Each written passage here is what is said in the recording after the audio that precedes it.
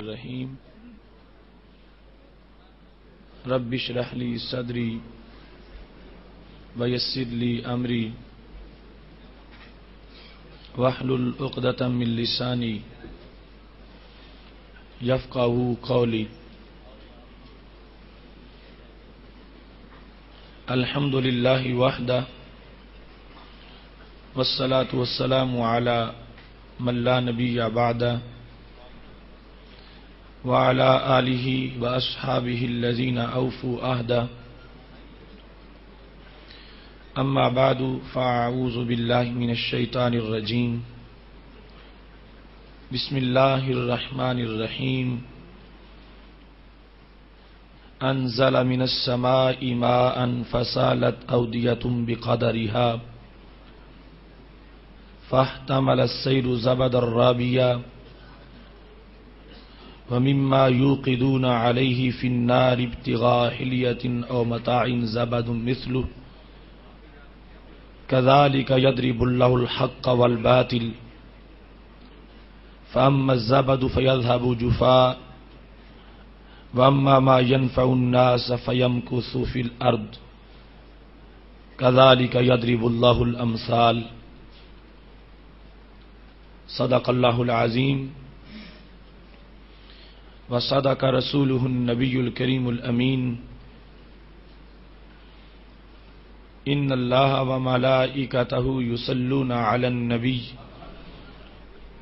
یا ایہا الذین آمنوا صلوا علیہ وسلموا تسلیما. الصلاۃ والسلام علیک یا سیدی یا رسول اللہ وعلی آلک واصحابک یا حبیب اللہ.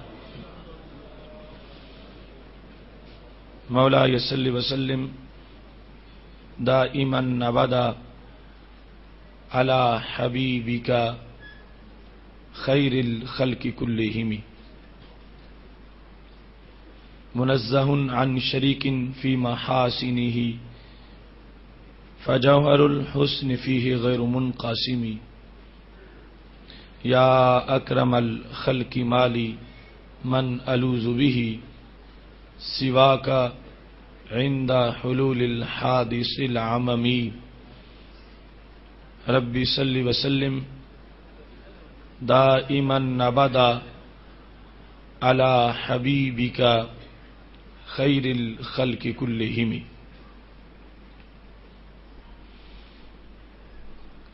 اللہ تبارک و تعالی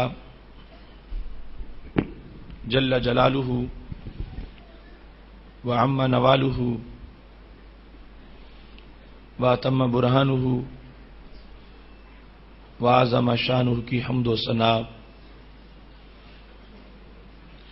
اور حضور سرور کائنات مفخر موجودات زینت بزم کائنات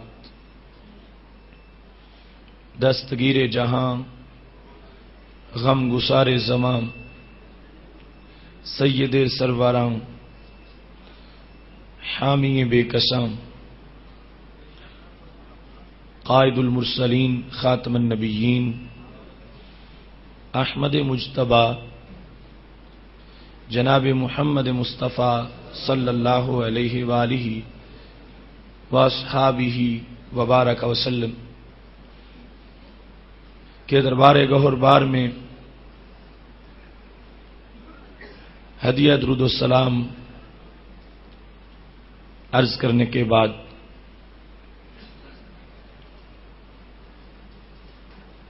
رون کے اجتماع پدر بزرگوار حضرت صوفی غلام سرور صاحب حافظہ اللہ تعالی وارثان منبر و محراب ارباب فکر و دانش اصحاب محبت و مودت حاملین عقیدہ اہل سنت معزز و محتشم حضرات و خواتین سامعین و ناظرین، رب ذوالجلال کے فضل و توفیق سے صراط مستقیم کے اجالوں میں ادارہ صراط مستقیم کی طرف سے فہم دین کورس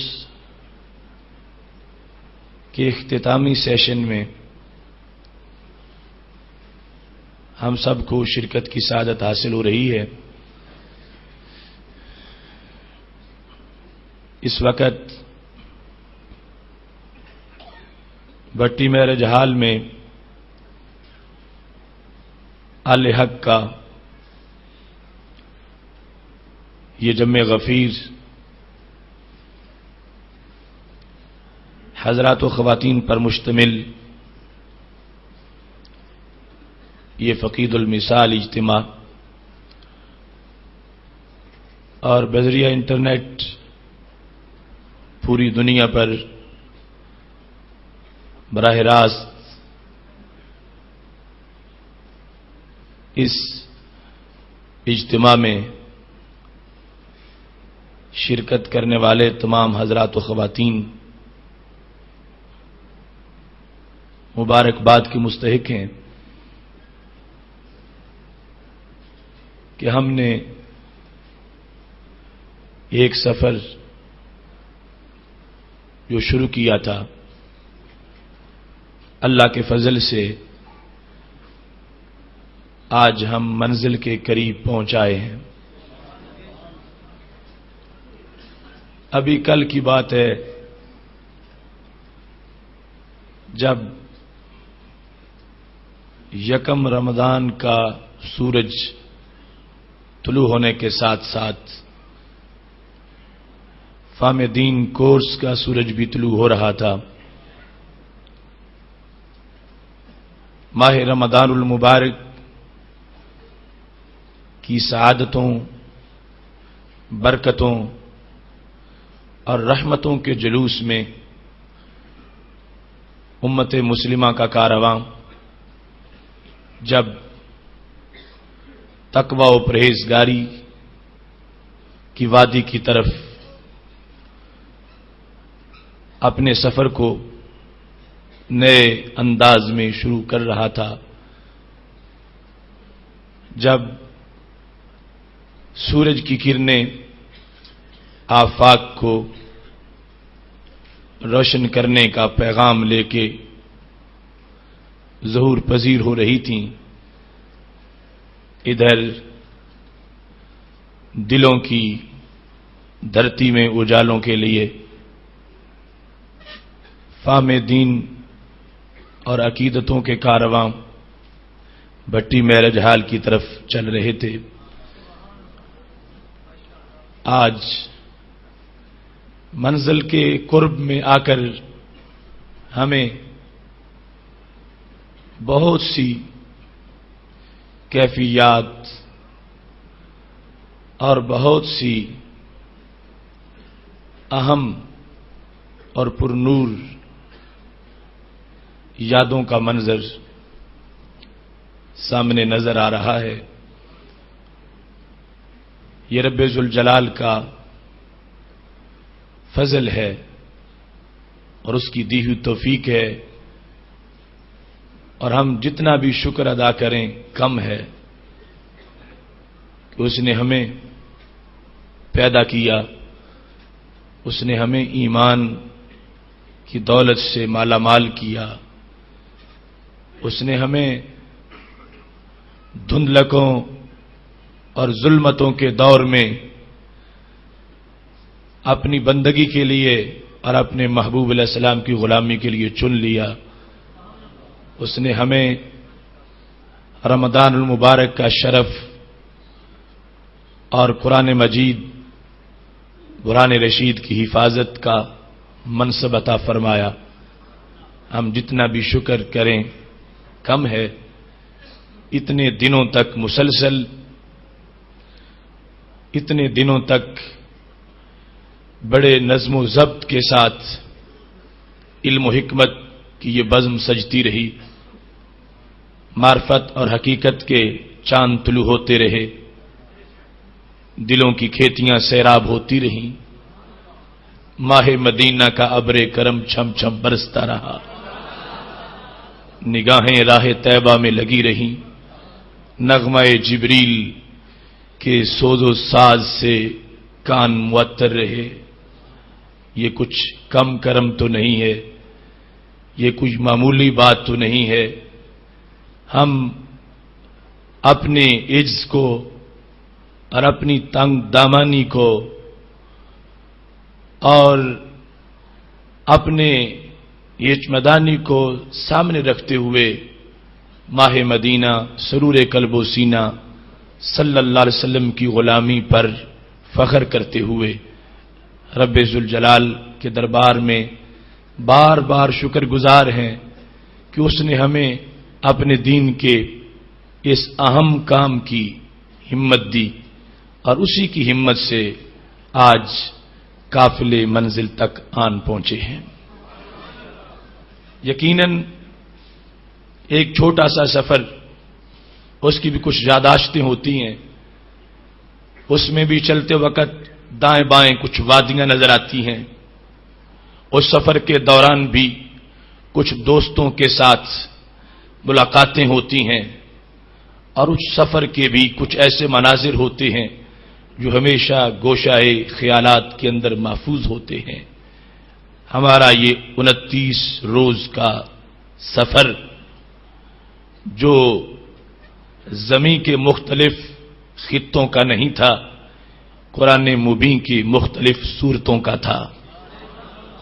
یہ سفر جس میں ہم نے کبھی مکہ شریف کی حسین وادیوں میں نبی علیہ الصلوۃ والسلام کے میلاد شریف کے منظر کو چشم تصور سے دیکھا، اور کبھی پھولوں جیسے بچپن اور شبنمی کیفیات کی روش کا نظارہ کیا، اور کبھی محبوب علیہ السلام کے عہد شباب اور پھر اعلان نبوت کا وہ نعرہ برحق کہ جب آپ حرا سے اترے اور قوم کو جنت میں لے جانے کے لیے عزم کیا اور کمر ہمت باندھ لی۔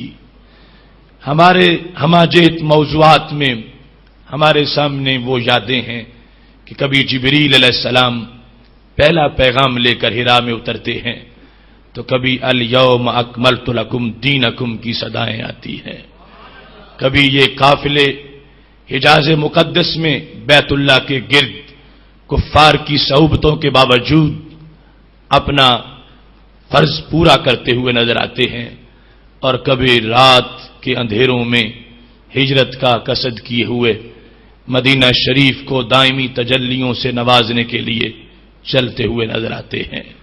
کبھی ہمیں وہ نور اور نکہت کا کارواں مدینہ شریف سے بدر کی طرف نکلتا دکھائی دیتا ہے، کبھی احد، کبھی خندق، کبھی حنین، کبھی بیت رضوان، اور کبھی فتح مکہ کا وہ خوشی کا منظر کہ جس وقت فاتحانہ طور پر ہمارے محبوب علیہ الصلوۃ والسلام مکہ شریف میں داخل ہو رہے تھے۔ ہم نے اس کورس کے درمیان جس قدر بھی فکری سیر کی ہے اور نظری جہان کو ہم نے اپنے خیالات کے اندر محفوظ کیا ہے، کہیں عقائد، کہیں معاملات، کہیں عبادات اور کہیں ریاضات، کہیں کاروباری مسائل کا حل، کہیں عقائد کے مختلف ابواب کا تذکرہ، کہیں شان رسالت کو سمجھنے کا ایمانی طریق، اور کہیں مفاہیم اس میں باری تعالی کی لذتیں، اور کہیں مفاہیم حضرت محمد مصطفیٰ صلی اللہ علیہ وسلم اس میں مقدس کی عظمتیں، کہیں تقلید کے سے متعلق شکوک و شبہات کا ازالہ، اور کہیں بھٹکے ہوئے آہو کو سوئے حرم رہنمائی کا منظر۔ ہمارا یہ پورے کا پورا کارواں اور پورے کا پورا عنوان اور امتحان، اور یہ ہمارا درس اول سے لے کر آخر تک دین کے ایک خوشبو اور نچوڑ کی حیثیت رکھتا ہے۔ آج وہ ساری چیزیں سمٹ کے اکٹھی ہو کے وہ موضوعات ایک گلدستہ کی شکل میں ہمارے سامنے ہیں۔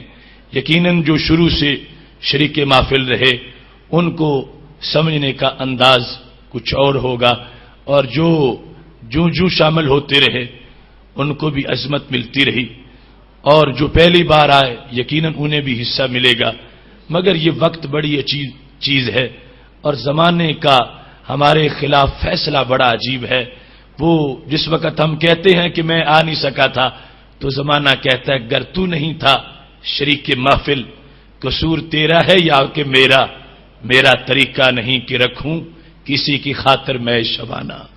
لیکن پھر بھی ہماری جو ہمارے دوستوں کی کاوشیں ہیں جنہوں نے ان مناظر کو بھی محفوظ کیا ہے، مضامین اور مفاہیم کو پھر کتابی شکل میں بھی ہمارے فضلاء کی کوششوں سے یہ سب کچھ سامنے آ رہا ہے، بہرحال انشاءاللہ فائدہ اس کا آگے پہنچے گا۔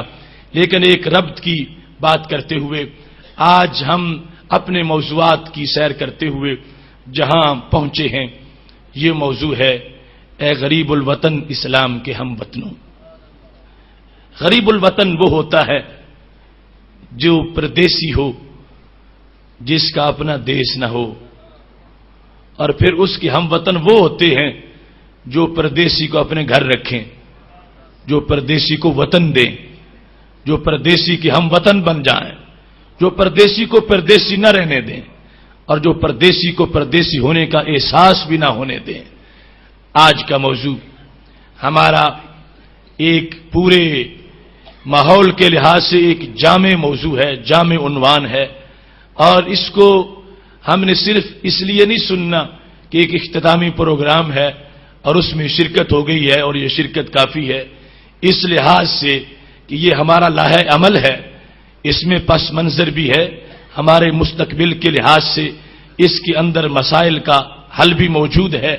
اس واسطے دل کے کانوں سے پوری طرح محتاط ہو کر اور پوری طرح اپنے ایمان کی لذتوں کو حاضر کر کے رب ذوالجلال جل جلالہ کے دربار کا تصور اور سید عالم نور مجسم شفیع معظم صلی اللہ علیہ وآلہ وسلم کی پاک بارگاہ کا تصور لیے ہوئے بیٹھنا ہے، کانوں سے سننا ہے اور دھیان راہ مدینہ کی طرف رکھنا ہے۔ محتشم سامعین حضرات، یقیناً آج وہ سارے بھائی اور وہ بہنیں مبارکباد کی مستحق ہیں جن کے قدم اس رستے میں اٹھے ہیں، اور یہ نہ سمجھیں کہ ان کے قدم صرف پیپلز کالونی اور گوجراں والا شہر اور اطراف و اکناف اور قرب اور جوار کی اس زمین پر ہی رہے۔ میرے محبوب علیہ الصلوۃ والسلام کا یہ فرمان ہے، من سلک طریقا یطلب فیہ علما سہل اللہ لہ بہ طریقا الی الجنہ۔ فرمایا یہ قدم جو علم کے حصول کے لیے زمین پہ اٹھتے ہیں، حقیقت میں یہ جنت کی طرف اٹھ رہے ہوتے ہیں۔ اللہ ان کے صدقے جنت کا داخلہ اور جنت کا سفر آسان فرما دیتا ہے۔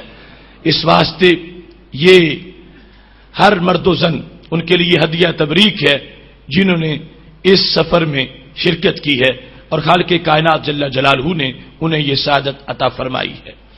اور پھر بالخصوص رمضان المبارک کے چاند کے طلوع کے ساتھ ایک ہمارے لیے رب ذوالجلال کی طرف سے مسلسل انعامات کا سلسلہ شروع ہوا تھا، اور ہر دن اس میں ترقی ہوتی گئی، ہر دن عروج آتا گیا، پہلے رحمت، پھر مغفرت، اور پھر جہنم سے آزادی، اور ابھی عید کا دن یوم تقسیم انعامات آ رہا ہے جس کو یوم الجوائز کہا جاتا ہے۔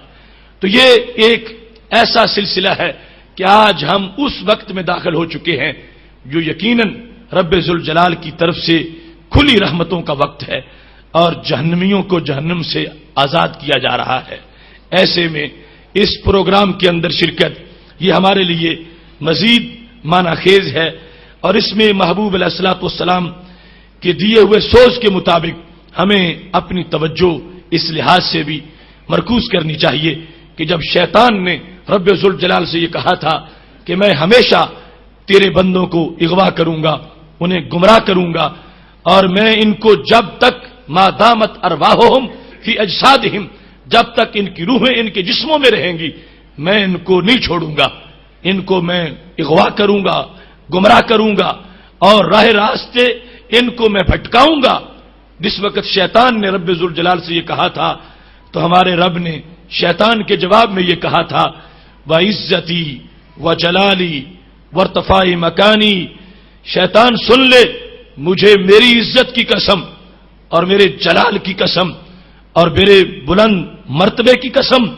لا ازال اغفر لهم مستغفرونی، فرمایا تو انہیں ہمیشہ بھٹکانے کی کوشش کرے گا اور جہنمی بنانے کی کوشش کرے گا، جب تک جان رہے گی تو ان کو بھٹکائے گا، سن لے آخری سانس تک، جب بھی یہ اپنے گناہوں کی معافی مانگیں گے میں ان کو معاف فرما دوں گا۔ لہذا رب ذوالجلال کی طرف سے رحمت کے دروازے کھلے ہیں، بخشش کی ہوائیں چل رہی ہیں اور مغفرت کا دورہ ہے۔ اس واسطے ہمارا یہ پروگرام ان تمام مناسبتوں اور برکتوں کے لحاظ سے ایک بڑی ہی اہمیت کا حامل ہے۔ ایسے میں قرآن مجید برہان رشید کی جو آیت کریمہ میں نے تلاوت کی ہے، آغاز میں اس کا محض ترجمہ سماعت کر لیجئے۔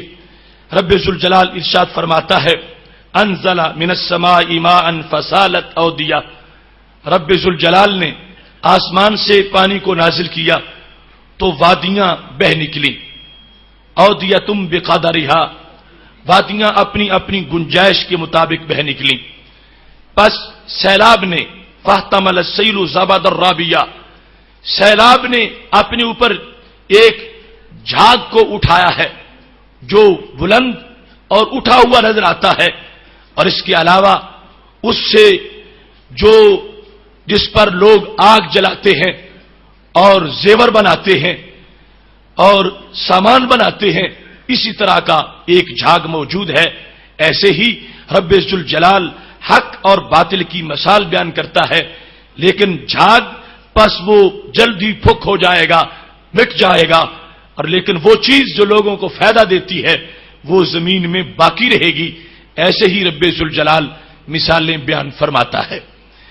محتشم سامعین حضرات، آج جس وقت ہم اپنے حالات کو دیکھتے ہیں اور مصائب میں گھری ہوئی امت کو دیکھتے ہیں اور ہر طرف سے یزیدیوں کے برستے تیروں کے اندر حسینی کارواں کو دیکھتے ہیں، تو محبوب علیہ الصلوۃ والسلام کا یہ فرمان سامنے آتا ہے۔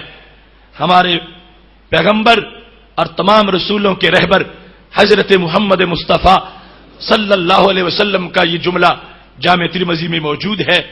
ارشاد فرمایا ہے ان الدین بدأ غریبا، کہ میرا دین جب شروع ہوا تھا تو غریب تھا۔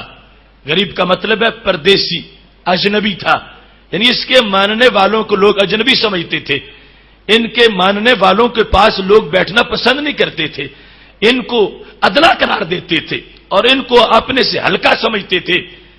پھر اسلام کو سطوت ملی، عظمت ملی، عروج ملا، وقار آ گیا۔ فرمایا وَسَيَعُودُ كَمَا بَدَا، پھر فرمایا وہ دن آ جائے گا، حالات ایسے پیدا ہو جائیں گے کہ میرا دین پھر اجنبی ہو جائے گا، غریب الوطن ہوگا، پردیسی ہوگا، اس کا کوئی گھر نہیں رہے گا، اس کا کوئی دیش نہیں ہوگا، اس کی کوئی سرزمین نہیں ہوگی، اس کا کوئی وطن نہیں ہوگا۔ ایسی صورتحال کے بعد فرمایا کچھ لوگ ایسے ہیں کہ جو میرے پردیسی دین کو اپنا گھر دیں گے، اپنا دل دیں گے، اپنا دماغ دیں گے، اپنا بدن دیں گے، اپنا شہر دیں گے، اپنے پاس رکھیں گے، اسلام کے ساتھ ایسا ربط قائم کر لیں گے کہ اسلام کو پردیسی محسوس نہ ہو، اسلام کو اپنی روح کے اندر جگہ دے دیں گے۔ فرمایا فطوبى للغرباء، اس وقت جو میرے دین کا ساتھی بن جائے گا، ہم وطن بن جائے گا، محبوب علیہ السلام فرماتے ہیں میں آج اس کو اپنی طرف سے مبارکباد دیتا ہوں، اس کو خوشخبری سناتا ہوں۔ اس وقت غریب الوطن اسلام کا جو ہم وطن بنے گا، سرکار فرماتے ہیں میں ان کو جنت کی بشارت دیتا ہوں، میں اپنی طرف سے ان کو نوید سناتا ہوں۔ اور وہ کون ہوں گے جو غریب الوطن اسلام کے ہم وطن کہلائیں گے؟ میرے نبی علیہ السلام فرمانے لگے هم الذین یصلحون ما افسد الناس من بعدی من سنتی، یہ وہ لوگ ہیں جو اس قدر راہ حق پر چلنے والے ہوں گے، اس قدر اسوہ حسنہ پر پابند ہوں گے، اور اس وقت سنت مطہرہ کا جھنڈا لے کے چلنے والے ہوں گے، وہ صرف خود ہی سنت پر عمل نہیں کریں گے، وہ صرف خود ہی دین پر کاربند نہیں ہوں گے۔ جہاں جہاں بھی لوگوں نے سنت کو بگاڑا ہوا ہوگا، جہاں جہاں بھی لوگوں نے فساد پھیلایا ہوا ہوگا، اور جہاں جہاں بھی لوگ دین کے خلاف حملے کر رہے ہوں گے، فرمایا میں ان کو جنت کی بشارت دے رہا ہوں جو اس غریب الوطن اسلام کے ساتھ مل کر دین کو نئی زندگی عطا فرما دیں گے۔ محتشم سامعین حضرات، آج جس وقت ہم اپنے حالات و واقعات کو دیکھتے ہیں اور پھر ادھر ہمیں فاران کی چوٹیوں سے ایک نغمہ سنائی دیتا ہے، وہ وقت جب پہلے بھی اسلام غریب تھا، اجنبی تھا، پردیسی تھا، آج بھی اسی طرح ہو گیا ہے۔ ہمیں وہ وقت دیکھ کر پھر آج سوچنا ہے کہ اس وقت اسلام پھر کیسے دیش میں آیا تھا، پردیسی کو دیش کیسے ملا تھا، پھر وہ گھر گھر میں کیسے آ گیا، پھر اس کو عظمت کیسے ملی اور اس کو وقار کیسے ملا تھا۔ تو محتشم سامعین حضرات، ایک بار ذرا چشم تصور ان حالات کی طرف کیجئے جب میرے نبی علیہ الصلوۃ والسلام نے اللہ کا پیغام سناتے ہوئے یہ اعلان کر دیا، لوگوں خدا ایک ہے اور میں اس کا نبی ہوں۔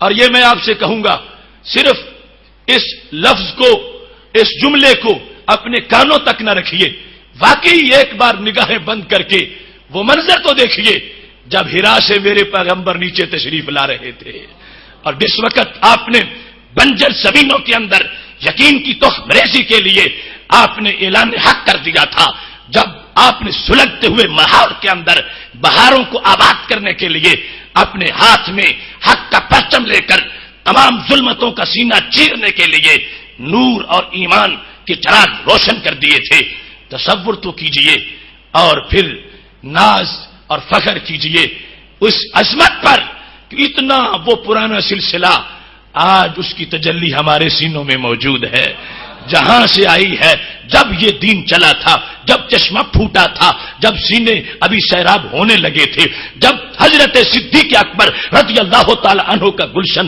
ابھی سیراب ہوا تھا، ابھی عمر فاروق کانٹوں کی نظر تھے۔ تصور تو کیجئے جس وقت وہاں سے یہ کارواں چلا تھا حالات کیسے تھے، کتنے تیر مارنے والے تھے، کتنے چراغ بجھانے والے تھے، کتنے رستوں میں کانٹے بچھانے والے تھے، اور کتنے صحابہ پر تشدد کر کر کے ان کو باندھ باندھ کے مارنے والے تھے۔ سب کچھ ہو رہا تھا اس وقت، غریب الوطن اسلام کا جو انداز تھا، ان ماننے والوں نے ہمت نہیں ہاری، آگے بڑھے ہیں۔ جس قدر بھی مصائب نے منہ کھول کے ان کو کھانے کی کوشش کی ہے، انہوں نے جواب میں یہی نعرہ لگایا ہے، برہم ہوں بجلیاں یا ہوائیں خلاف ہوں، کچھ بھی ہو اہتمام گلستاں کریں گے ہم۔ انداز اس وقت جتنا عجیب تھا، رب ذوالجلال نے خود اس کی منظر کشی کی ہے۔ خالق کائنات ارشاد فرماتا ہے، ان الذین اجرموا کانوا من الذین آمنوا یضحکون، بے شک وہ لوگ جو مجرم تھے وہ مسلمانوں کو دیکھ کے ٹھٹھا کرتے تھے، مذاق کرتے تھے، استہزاء کرتے تھے۔ یہ کون تھا؟ ابو جہل، عتبہ و شیبہ۔ ان الذین اجرموا کانوا من الذین آمنوا یضحکون، حضرت بلال کو دیکھ کر یہ ٹھٹھا کرتے تھے، حضرت عمار کو دیکھ کر یہ مذاق کرتے تھے، صحابہ کی طرف دیکھ کر یہ مختلف قسم کی آوازیں کستے تھے۔ وَإِذَا مَرُّوا بِهِمْ يَتَغَامَزُونَ، جب پاس سے گزرتے تھے تو آنکھوں سے اشارے کرتے تھے۔ معاذ اللہ تذلیل کے لیے مختلف قسم کے انداز انہوں نے اپنا رکھے تھے۔ وَإِذَا انْقَلَبُوا إِلَىٰ أَهْلِهِمُ انْقَلَبُوا فَكِهِينَ، جب اپنے گھروں کی طرف لوٹ کے جاتے تھے تو بڑا خوشی کا اظہار کرتے تھے، دیکھو آج ہم نے کس طرح صدیق اکبر کی توہین کی، آج کس طرح ہم نے عثمان غنی کی توہین کی، آج کس طرح ہم نے بلال کی توہین کی، آج کس طرح ہم نے صہیب و عمار کی توہین کی۔ اس طرح معاذ اللہ ان عظیم شخصیات کا مذاق اڑا کر گھر جا کے جشن مناتے تھے۔ دیکھو یہ معاذ اللہ ادنا لوگ ہیں، ہم اعلیٰ لوگ ہیں۔ وَإِذَا رَأَوْهُمْ قَالُوا إِنَّا هَؤُلَاءِ لَضَالُّونَ، صحابہ کو دیکھ کے کہتے تھے کہ یہ گمراہ لوگ ہیں۔ دیکھو ہدایت والے صحابہ کو گمراہ کہہ رہے تھے، یہ انداز تھا۔ تصور کرو آج ہمارے لیے ایسی صورتحال تو نہیں ہے، لیکن اس سخت صورتحال کے اندر بھی صحابہ کے اعصاب جو ہیں وہ کمزور نہیں ہوئے کہ اب ہمیں معاشرے میں تانے ملتے ہیں، ہم پیغمبر کو چھوڑ دیں. نہیں، ہر شخص جو ہے اس کا انداز اتنا قوی تھا کہ شراب عشق احمد میں کچھ ایسی کیف و مستی ہے کہ جان دے کر بھی ایک دو بوند مل جائے تو سستی ہے. سلسلہ چلتا رہا. حضرت بلال رضی اللہ تعالی عنہ پہ تشدد، حضرت صدیق اکبر رضی اللہ تعالی عنہ البدایہ میں ہے. آپ نے جب سب سے پہلی تقریر کی تھی اسلام کے حق میں، پہلا خطبہ تھا کعبہ کی فضا میں. آج ہمیں تقریر کرتے وقت کتنی آزادی ہے اور کس قدر ہمارے لیے سہولتیں ہیں. حضرت صدیق اکبر رضی اللہ تعالی عنہ نے جس وقت اس سلگتے ہوئے ماحول کے اندر یہ کہا لوگوں خدا ایک ہے اور یہ میرے محبوب اللہ کے رسول ہیں، پاک محبوب علیہ السلام بھی تشریف فرما تھے، تو آپ پہ حملہ ہوا، اتنا تشدد ہوا، اتنا حضرت صدیق اکبر رضی اللہ تعالیٰ عنہ کو مارا گیا. ما یعرف وجہہ من انفہ، یہ نہیں پتا چلتا تھا کہ ناک کہاں ہے اور رخسار کہاں ہے. اس قدر چہرہ سوج گیا تھا، تشدد برداشت کیا. وہ زمانہ جب حضرت عثمان غنی رضی اللہ تعالی عنہ نے کلمہ پڑھا تو چچے نے ان کو پکڑ لیا، باندھا اور کھجور کی چٹائیوں کے اندر بند کر کے پھر دھونی دی اور اس طرح ٹارچر کیا اور کہا عثمان چھوڑ دو ان کو. لیکن حضرت عثمان غنی رضی اللہ تعالی عنہ مسلسل اپنے عہد وفا پر برقرار رہے، موجود رہے اور محبوب علیہ الصلوۃ والسلام کی عظمت کے ترانے گاتے رہے. وہ زمانہ جب حضرت ابو ذر غفاری رضی اللہ تعالیٰ عنہ دور سے محبتوں کے چراغ جلا کے آئے تھے کہ میں جاؤں اور میں کلمہ پڑھوں. جب مکہ شریف میں داخل ہوئے پوچھا اینا محمد صلی اللہ علیہ وسلم، وہ کہاں ہے، میں کلمہ پڑھنا چاہتا ہوں. تو قریش مکہ نے پکڑ لیا، اتنا مارا حضرت ابو ذر غفاری رضی اللہ تعالی عنہ بے ہوش ہو گئے. یہ ایمان قبول کرنے والے حضرات جو دور دراز سے آتے ہیں ان کے ساتھ ایسا سلوک کیا جاتا ہے. حضرت خباب رضی اللہ تعالی عنہ سے آس بن وائل نے زرہ بنوائی. جب آپ نے مزدوری مانگی، خباب لوہاروں والا کام کرتے تھے، تو کہنے لگا اس وقت تک نہیں دوں گا حتی تکفر بمحمد صلی اللہ علیہ وسلم، یہاں تک کہ اس نبی کو تو چھوڑ نہ دے. اگر چھوڑے گا تو پھر مزدوری دے گا، پھر میں مزدوری دوں گا. کیسے سخت حالات تھے. ایک مزدور کو مزدوری اس لیے نہیں دی جا رہی کہ یہ ماہ مدینہ کا نام کیوں لیتا ہے، یہ ان کی محبت میں تڑپتا کیوں ہے. اتنے سخت حالات تھے اقتصادی طور پر، معاشی طور پر. اور پھر خود رسول اللہ صلی اللہ علیہ وسلم سرکار مکہ شریف میں بیت اللہ کے پاس نماز پڑھ رہے ہیں، عقبہ بن ابی معیط نے آ کے گلے میں چادر ڈال لی. تصور تو کرو، اس سے بڑا بھی کائنات میں کوئی تشدد ہو سکتا ہے. وہ محبوب جن کے قدموں کو چومنے کے لیے عرش تڑپ رہا ہو، ان کے گلے کے اندر یوں چادر ڈال دی جائے اور کھینچا جائے. اس وقت بھی صدیق اکبر رضی اللہ تعالیٰ عنہ آگے بڑھے، جنہوں نے عقبہ بن ابی معیط کو سبق سکھاتے ہوئے اپنے محبوب علیہ السلام کی عظمت کا نعرہ لگایا. وہ سارے حالات ہماری چشم تصور کے سامنے ہیں جب ابو جال اور اس طرح کے کمینے لوگ ان حق پرستوں کے لیے بڑے بڑے مصائب کے پہاڑ ان کی طرف سے توڑے جا رہے تھے. ایسے میں بھی سید عالم نور مجسم شفیع معظم صلی اللہ علیہ وسلم، آپ اور آپ کے صحابہ میں سے کوئی ایسا نہیں تھا جس نے قدم پیچھے ہٹایا ہو. مسلسل استقامت کے ساتھ آگے بڑھے ہیں اور اس انداز میں آگے بڑھتے چلے گئے ہیں کہ بالآخر رب ذوالجلال نے اسی سفر پر عظمتوں کے ثمرات مرتب کر دیے. اور وہ اسلام جس کو اجنبی سمجھا جاتا تھا وہ ان لوگوں کے گھروں میں داخل ہو گیا. یہ ابو جال جس نے میرے نبی علیہ السلام پر اوجڑی ڈالی تھی اور تشدد کے لیے ہمیشہ تدبیریں کرتا تھا، سازشیں بناتا تھا اور کہتا تھا مکہ کی دھرتی میں اسلام نہیں رہنے دوں گا، اللہ نے اس کے گھر اسلام داخل کیا. اس کا اکرمہ بیٹا کلمہ پڑھ رہا تھا تو سرکار کی عظمتوں کے جھنڈے لہرا رہے تھے. ابو جال تو کہاں سے روکے گا، یہ تو تیرے گھر میں بھی داخل ہو گیا ہے. یہی عقبہ بن ابی معیط جس نے نبی علیہ السلام کی گردن میں معاذ اللہ پھندا ڈالا تھا، اس کی بیٹی ام کلثوم نے سرکار کی غلامی کا نعرہ لگا دیا تھا. جو لوگ روک رہے تھے تو یہ رک کیسے سکتا تھا. محبوب علیہ السلام کی استقامت پر بالآخر وہ وقت آنے لگا کہ یہ اجنبیت ختم ہو گئی اور اسلام اجنبی لوگوں کے گھروں میں داخل ہو گیا. اس میں سید عالم نور مجسم شفیع معظم صلی اللہ علیہ وسلم کے مزاج کا بڑا دخل ہے اور سارا آپ ہی کا یہ اعزاز ہے یہ صحابہ کو عظمت ملی ساتھ، وہ ساتھ شامل ہو گئے اور انہوں نے محبوب علیہ السلام کے ساتھ غلامی کا حق ادا کر دیا.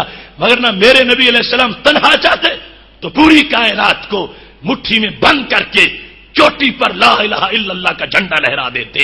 ان صحابہ کو جو ساتھ لیا ہے تو محبوب علیہ الصلوۃ والسلام انہیں بھی رب ذوالجلال کے دربار سے عظمتوں کے تاج دلوانا چاہتے تھے.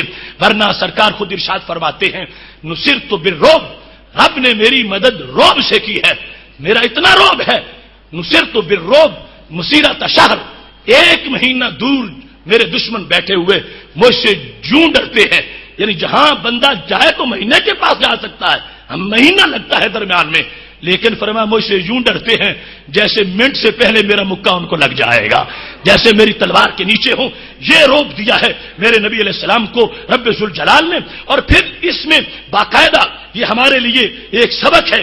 آج جس وقت ہم کہتے ہیں اسلام دین بھی ہے، دولت بھی ہے، دین بھی ہے، دنیا بھی ہے، یہ نظریہ بھی ہے، یہ حکومت بھی ہے، یہ نظام کائنات ہے. یہ کائنات کے اندر صرف یہ ایسا دین نہیں جس کا تعلق مسجد کے ساتھ ہو، اس کا تعلق دکان سے بھی ہے، بازار سے بھی ہے، تھانے سے بھی ہے، کچہری سے بھی ہے.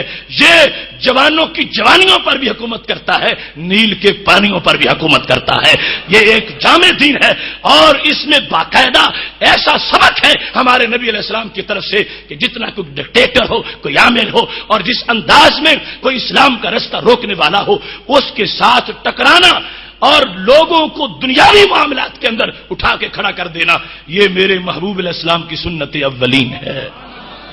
ابن ہشام نے لکھا ہے، سیرت ابن ہشام میں موجود ہے، اراشی نامی آدمی ابو جال سے سودا کر بیٹھا تو ابو جال نے پیسے دینے سے انکار کر دیا. بڑا ظالم تھا اور اس کے سامنے کوئی بولتا نہیں تھا. اس کو سید الوادی کہا جاتا تھا کہ مکہ شریف کی وادی کا سردار، اور اس کے سامنے کوئی اونچی آواز سے بول نہیں سکتا تھا. اب اراشی مکہ شریف آ گیا، مختلف سرداروں سے ملا کہ ابو جال سے مجھے پیسے لے دو، تو کوئی بھی آگے سے یہ نہیں کہتا تھا کہ میں ساتھ چلتا ہوں. بالآخر جب وہ ایک دن حرم شریف کے پاس آیا تو ہمارے نبی علیہ السلام وہاں بیٹھے ہوئے تھے اور چودھری قریش کے بھی بعد بیٹھے تھے. تو وہ آ کے پھر کہتا ہے میری مدد کرو، میں اجنبی ہوں، پردیسی ہوں اور تمہارا سردار میرے پیسے نہیں دے رہا. تو ایسی صورتحال میں انہوں نے جو قریش وہاں بیٹھے تھے بطور مذاق سرکار کی طرف اشارہ کر کے کہا یہ تمہیں پیسے لے دیں گے. ان کا مطلب یہ تھا کہ آپس میں ان کا تو بڑا آگ پانی والا معاملہ ہے، تو یہ سمجھتے تھے کہ یہ اجنبی ساتھ لے جائے اور ہمیں کچھ ہنسنے کا موقع مل جائے کہ کیسے ابو جال معاذ اللہ آگے سے توہین کرتا ہے. انہیں یہ پتا نہیں تھا کہ یہ وہ شخصیت ہے کہ جن کے سامنے کسی کا چراغ نہیں جلتا اور جن کے رعب سے پتھر بھی موم ہو جاتے ہیں اور جن کی سوچ سے دریاؤں کے اندر ایسے انکشافات ہوتے ہیں قیامت تک جن کے لیے کوئی حجابات سامنے نہیں آ سکتے. میرے محبوب علیہ السلام کے پاس جب جا کے اراشی نے کہا کہ میرا یہ معاملہ ہے، اب دیکھنا اسلام کا سماج کے ساتھ کتنا گہرا تعلق ہے، اسلام کا سوسائٹی کے ساتھ اور کمیونٹی کے معاملات کے ساتھ کیسا ربط ہے اور کس قدر لوگوں کے مسائل کو حل کرنے والی سیاست جو ہے اسلام نے اپنے پہلے سبق میں رکھی ہے. میرے محبوب علیہ السلام سے جا کر جب انہوں نے یہ کہا کہ معاملہ یہ ہے کہ میں نے یہاں کاروبار کیا تھا، ابو جال میرے پیسے نہیں دیتا، اب معاملہ ایسا بن گیا ہے کوئی اس کے سامنے بولتا بھی نہیں ہے اور میرے پیسے بھی نہیں لے کے دیتا. اب میرے نبی علیہ السلام نے یہ نہیں کہا کہ بیرون سے آنے والے میں کلمہ صرف پڑھاتا ہوں، مجھ سے نماز کا مسئلہ پوچھ لو، روزے کی بات پوچھو، مجھ سے یہ احکام پوچھو، اگر تمہارا پیسہ کہیں پھنس گیا ہے تو میں کیسے نکال سکتا ہوں یا میں تمہارے ساتھ نہیں جاؤں گا. ہرگز ایسا نہیں. اس نے ایک بار کہا، دوسرے لمحے سرکار تیار ہو گئے. سید عالم نور مجسم شفیع معظم صلی اللہ علیہ وسلم اب ایک اجنبی بندے کے ساتھ، دیکھو جو اجنبیوں کو یہ ریسپانس دیتے ہوں ان کے ہاں غلاموں کا مقام کتنا بڑا ہوگا اور ان کے مسائل کے حل کرنے کا انداز کیا ہوگا.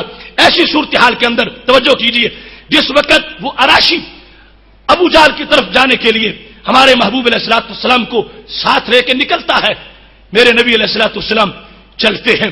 اب ایک ظالم کے سامنے جانا، ایک محلے کا وہ بدماش جس نے کمزور لوگوں کا ناک میں دم کر رکھا ہو اس کے سامنے کھڑا ہونا اور جو لوگ غاصب اور لٹیرے ہوں ان سے مظلوموں کی جاگیریں اور مظلوموں کے جو مسائل ہیں حل کرنے کے لیے ان کے ساتھ کھڑا ہونا، یہ بھی سنت نبوی اور یہ بھی محبوب علیہ الصلوۃ والسلام کے دین کا حصہ ہے۔ اب عرب کی وادی کا وہ ابو جہل جس کے سامنے کوئی بولتا نہیں تھا، میرے نبی علیہ السلام ایک اجنبی کے ساتھ چلے گئے اور وہاں جا کر جس انداز میں آپ نے بات کی ہے، اس نے قیامت تک اسلام کی اس پالیسی کو واضح کیا کہ اسلام کیسے بلندیاں دینے آیا ہے اور اسلام کیسے نوازنے آیا ہے اور اسلام کیسے مسائل کو حل کرنے کے لیے آیا ہے۔ اب یہاں صورتحال ایسی ہے کہ جس وقت محبوب علیہ الصلوۃ والسلام وہاں پہنچے، ابو جہل کا جو ہی مکان آتا گیا، سید عالم نور مجسم شفیع معظم صلی اللہ علیہ وسلم نے زور سے جا کر دستک دی۔ زور سے جس وقت آپ نے اس کے دروازے کو کھٹکھٹایا تو وہ بڑا متعجب ہوا کہ میرا دروازہ آج تک کسی نے ایسا نہیں کھٹکھٹایا جیسے آج آواز آئی ہے۔ وہ سردار تھا، اس کے مختلف خاموش اس کے مختلف انداز تھے، آداب تھے، تو اس انداز میں جس وقت اس نے دروازہ کھٹکھٹایا ہے تو محبوب علیہ السلام کے دروازہ کھٹکھٹانے پر اندر سے وہ آیا اور بڑا پریشان تھا، چہرے کا رنگ اڑا ہوا تھا کہ پتہ نہیں میرے دروازے پہ کیا قیامت آ گئی ہے۔ جو ہی وہ آتا گیا تو میرے محبوب علیہ الصلوۃ والسلام نے فوراً اس سے بات کی ہے، اور پاک محبوب علیہ الصلوۃ والسلام کا انداز یہ تھا جب اس نے اندر سے پوچھا تھا کہ من ھذا، یہ دروازے پہ کون ہے جس کو میرے آداب کا پتہ نہیں اتنا زور سے دروازہ کھٹکھٹا رہا ہے، تو اندر سے جب اس نے یہ پوچھا تو میرے نبی علیہ السلام نے فرمایا محمد فاخرج الیہ، میں محمد ہوں صلی اللہ علیہ وسلم اور جلدی میرے دربار میں حاضر ہو جا۔ فاخرج الیہ، باہر نکلا، فخرج الیہ وما فی وجہہ من رائحہ، باہر نکلا تو لگتا تھا یہ جسم ہے اس میں جان نہیں ہے، یوں رنگ اڑا ہوا تھا۔ قریش نے باقاعدہ ساتھ ایک مبشر بھی بھیجا تھا اپنا کہ تم دیکھو تماشا کیا لگتا ہے، یہ جائیں گے وہ بڑا اکھڑ مزاج ہے، وہ آگے سے پڑ جائے گا، معاملہ بڑا عجیب ہو جائے گا۔ لیکن اب جس وقت انہوں نے دیکھا ہے تو صورتحال کیا ہے کہ یوں رنگ اڑا ہوا ہے۔ ابو جہل جس وقت باہر نکلا، میرے محبوب علیہ الصلوۃ والسلام نے آتے ہی اس کو یہ فرمایا آتے حاضر رجل حق کا، اس بندے کا حق دو، یہ جو میرے ساتھ آیا ہے اس کا حق دو۔ اب ابو جہل وعدہ کرتا 2 دن کا 4 دن کا، یا کہتا کچھ دیتا ہوں کچھ بعد میں دوں گا، یا کوئی بات ہی آگے سے کرتا، اس کی مجال نہیں تھی۔ اس طرح سہم گیا، اتنا ڈر گیا، کہتا صرف مجھے ایک بار گھر داخل ہونے دو، میں دوبارہ باہر نکلتا ہوں۔ گھر گیا اور سارے پیسے لے کر اس بندے کے واپس آ گیا اور اس کو دے کر اس نے اپنی طرف سے اپنے دامت کا بھی اظہار کیا اور اتنا سہما ہوا تھا۔ اب جس وقت یہ آراشی پھر کعبہ کے پاس گیا، وہ دوسرے سردار انتظار کر رہے تھے کہ پتہ چلتا ہے کہ کیا ہوا ہے۔ اس نے کہا ایسا بڑا حوصلہ میں نے کسی کا نہیں دیکھا جتنا بڑا حوصلہ اس انسان کا ہے، میرے ساتھ گیا ہے، میرا کام بن گیا ہے۔ قریش کو انتظار تھا کہ یہ آ کے کوئی چگلی کرے گا، یہ کہے گا یہ تو بول نہیں سکے تھے، لیکن معاملہ بالکل برعکس نکلا۔ ان کو شک ہوا کہ شاید یہ صحیح نہیں بول رہا، اپنے مبشر کو بلایا، تم بتاؤ کیا ہوا؟ اس نے کہا وہ کچھ ہوا جو کبھی نہیں ہوا، ہم جس کے سامنے سہمے سہمے رہتے ہیں وہ ان کے سامنے گیدڑوں کی طرح پیش ہوا ہے۔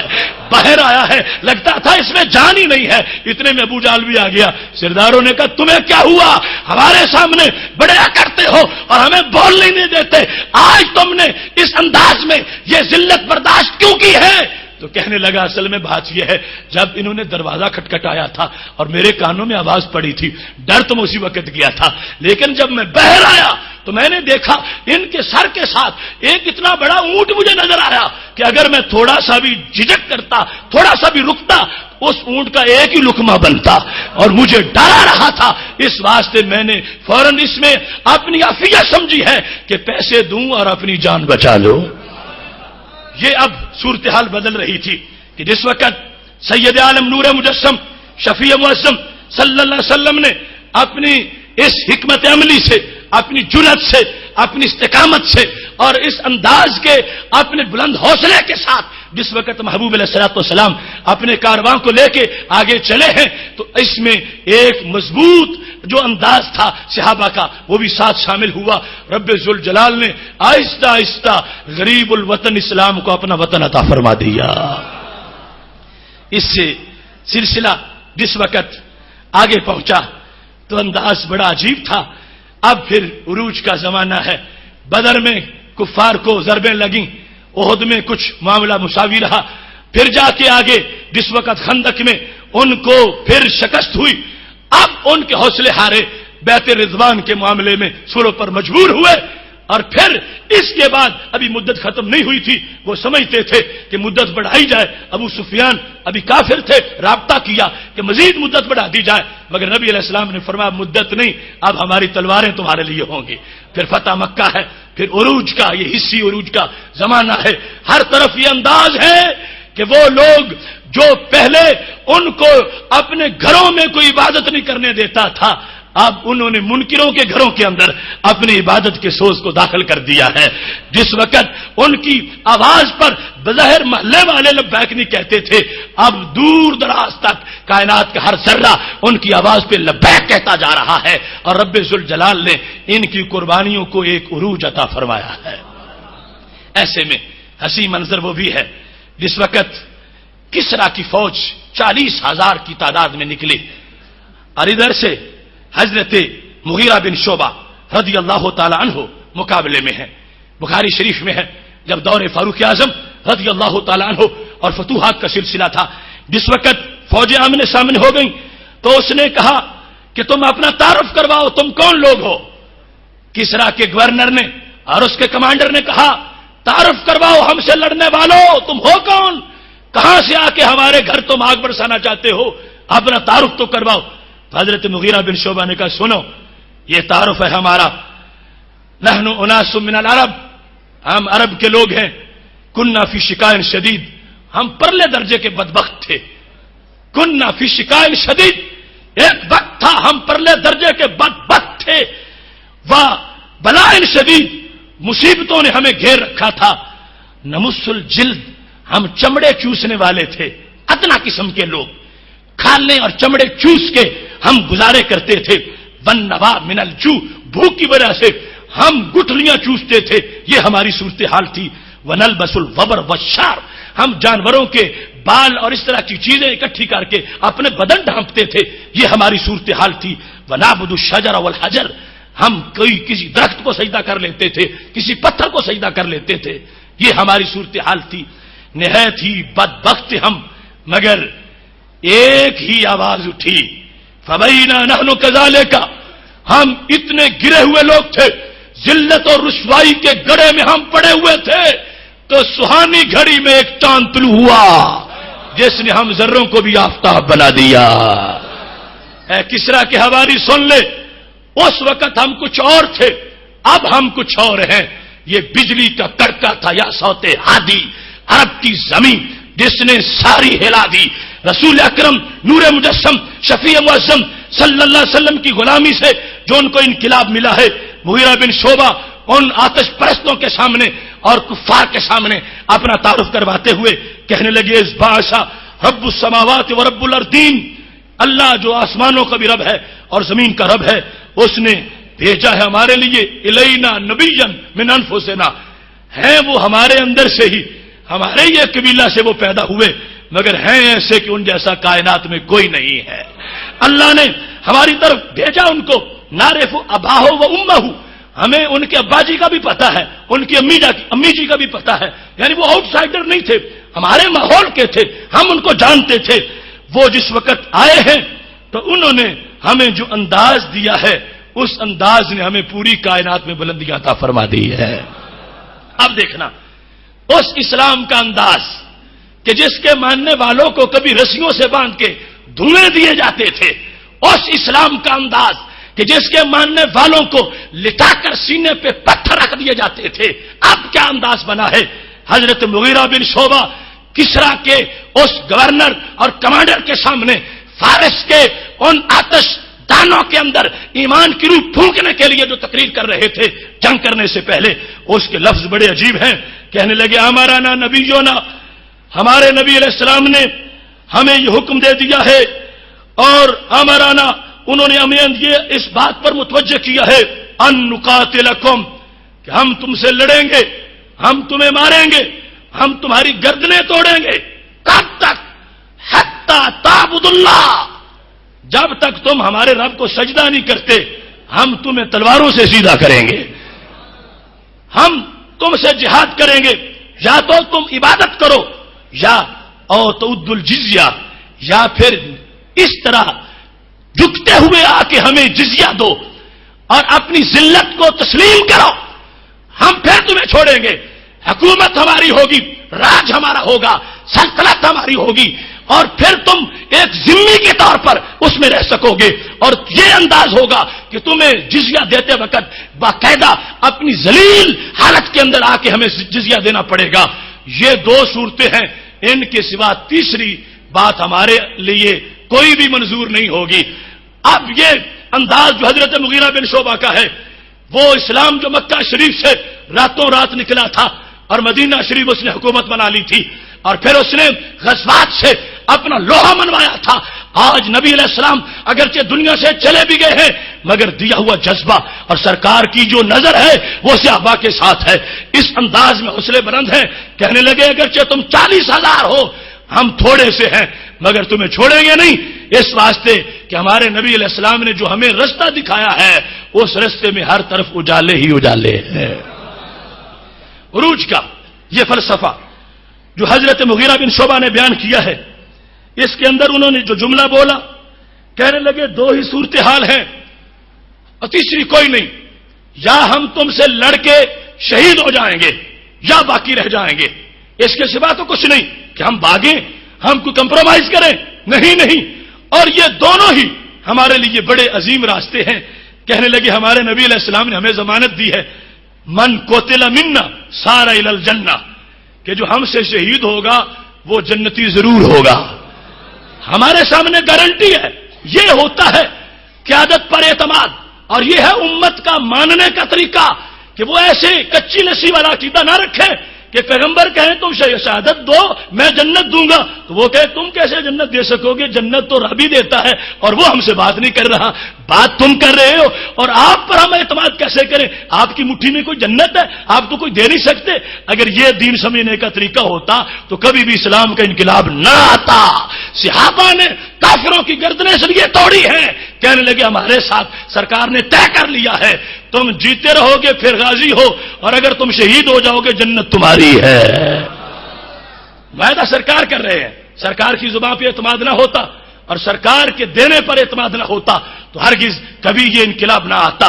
ماننے کا انداز یہ ہے، صحابہ نے نبی علیہ السلام سے بات کیا، رب سے بات نہیں کی، اور سرکار سے بات پر انہوں نے اب آگے دیکھنا شروع کر دیا ہے اور کہا ہے اے کسرا والو سن لو، ہمارے دو ہی اصول ہیں اور دو فیصلے ہیں، یا ہم شہید ہو جائیں گے یا ہم بچ جائیں گے۔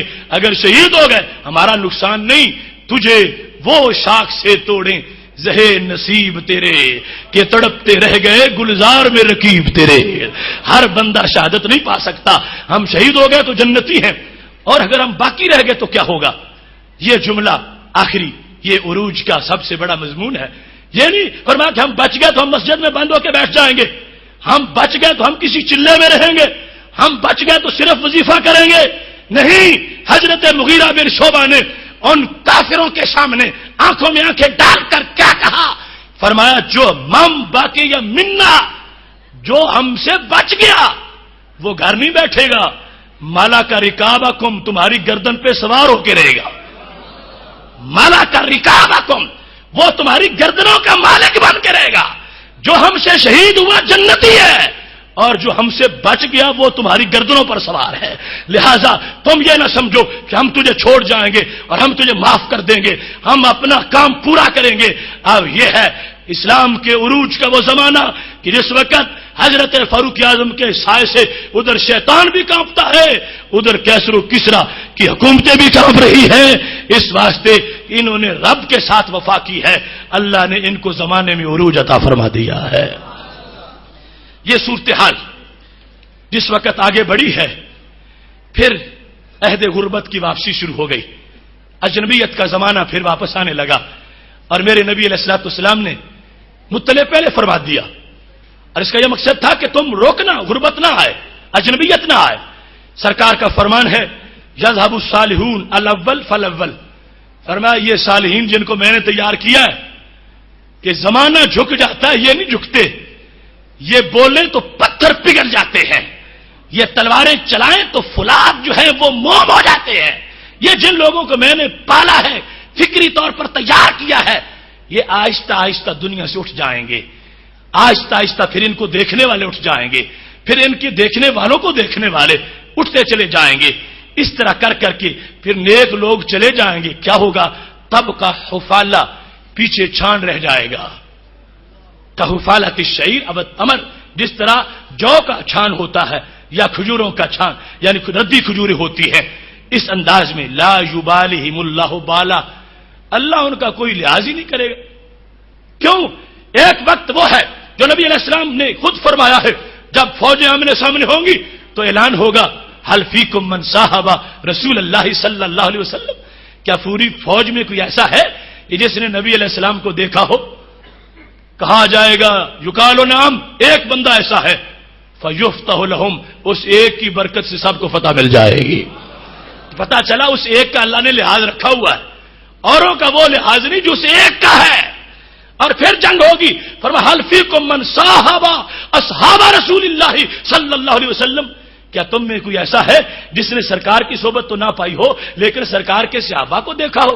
یقال نعم، کہا جائے گا ایک ہے، فیفتح لہم، اس کی برکت سے فتح ہو جائے گی، پھر اس کو دیکھنے والے کی برکت سے بعد میں فتح ہو جائے گی۔ فرمایا ان لوگوں کا رب کے دربار میں لحاظ بڑا ہے، ان کے ہوتے ہوئے کام چلے گا، لیکن جب ایسے لوگ اٹھ جائیں گے اور پیچھے عمومی طور پر کیا چھان رہ جائے گا، لا یبالہم اللہ بالا، اللہ ان کا کوئی لحاظ ہی نہیں کرے گا۔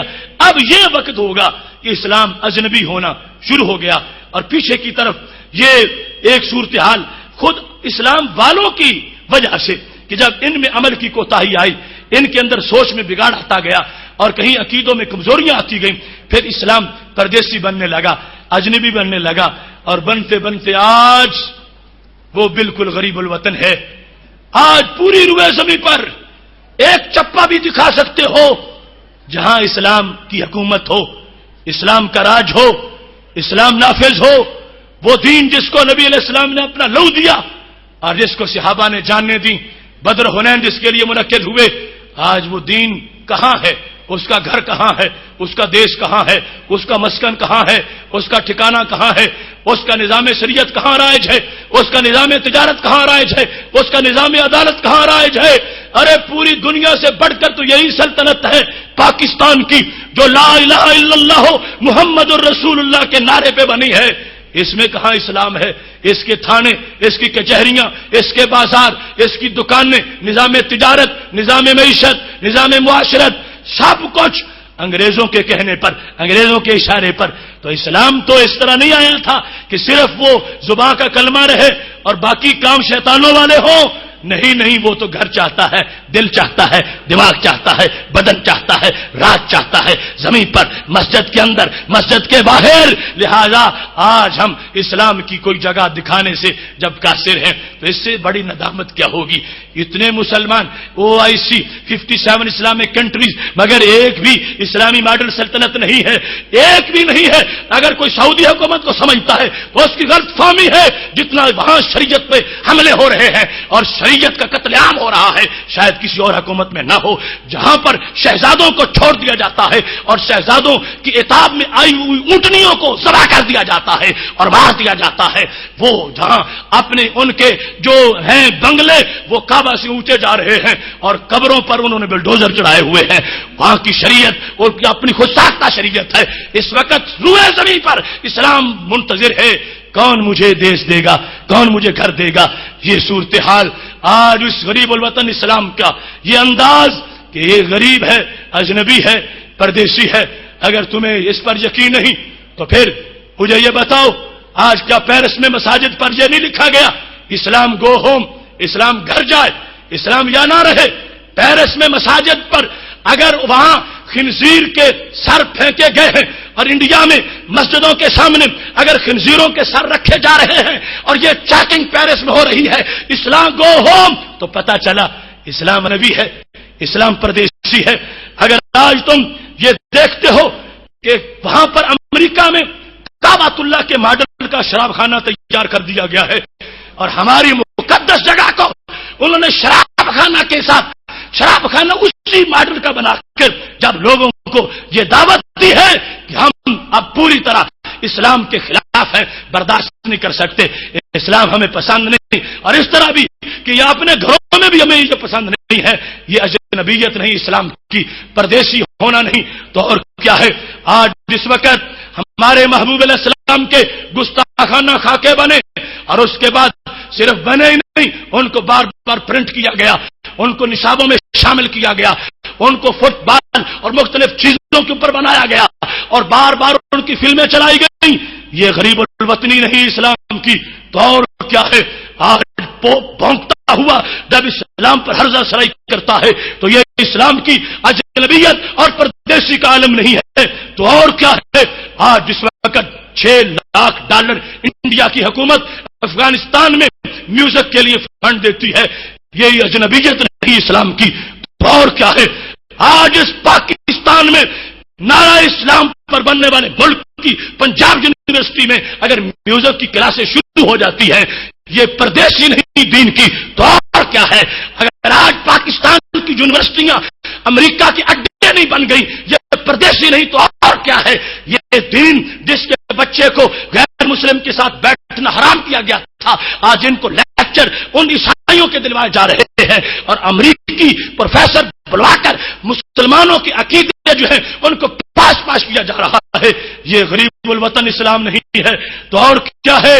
آج حدود اللہ کا مذاق اڑایا جا رہا ہے، حدود اللہ کو مشق ستم بنا دیا گیا ہے، جن کو 2 اور 2 اور 4 کا نظریہ آتا تھا، گنتی کے 200 لفظ آتے تھے، وہ حدود پہ رائے سنی کر رہے ہیں، اور اللہ کے نظام میں جس میں قیاس کا دخل ہی نہیں تھا، اس نظام کو معاذ اللہ اپنی عقل کے مطابق موڑ دینا چاہتے ہیں۔ یہ اجنبیت نہیں، یہ پردیسی نہیں، یہ اسلام کا غریب الوطن ہونا نہیں ہے، تو اور کیا ہے؟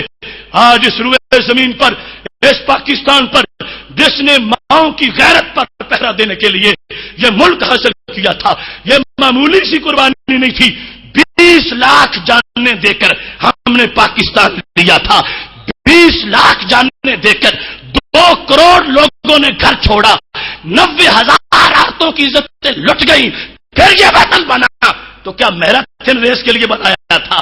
کیا اس کو ہم نے اور یعنی اور فحاشی کے لیے بنایا تھا؟ کیا اس ملک کو ہم نے ناجائز دھندوں کے لیے بنایا تھا؟ نہیں نہیں، اس کو اسلام کے لیے، دین کے لیے، اور آج اس وقت اس کی سڑکوں پر ماؤں بہنوں کو اور اس ریس میں دوڑا کر اسلام کی دھجیاں اڑائی جاتی ہیں، تو یہ غریب الوطن اسلام نہیں، تو اور کیا ہے؟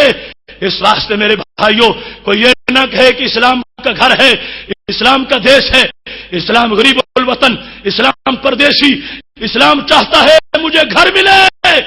آج جو اسلام کو دل دے گا، کل رب اس کو جنت عطا فرمائے گا۔ ایسی صورتحال کے اندر ہمیں اپنا کردار بین الاقوامی حالات، انٹرنیشنل افیئرز، اس کے لحاظ سے پوری ملت کا ایک سروا کرتے ہوئے یہ دیکھنا ہے 32 عیسائی چینلز اسلامی دنیا میں چل رہے ہیں۔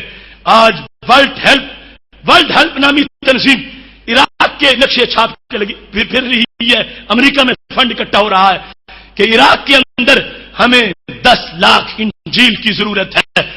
اسلام کے لیے وہ یہ تحفے پیش کر رہے ہیں، عیسائی ہمارے بندوں کو خراب کرنے کے لیے فنڈ اکٹھا کر رہے ہیں۔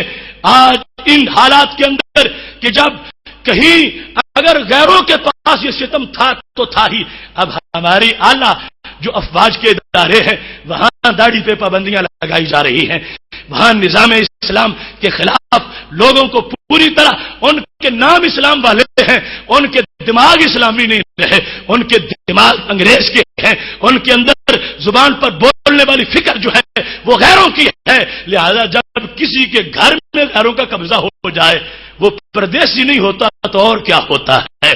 یہ اسلام اجنبی ہے، پردیسی ہے، نام اس کا لطف اللہ ہے، اور بندہ کرتا کیا ہے؟ جو بالکل حرام ہے۔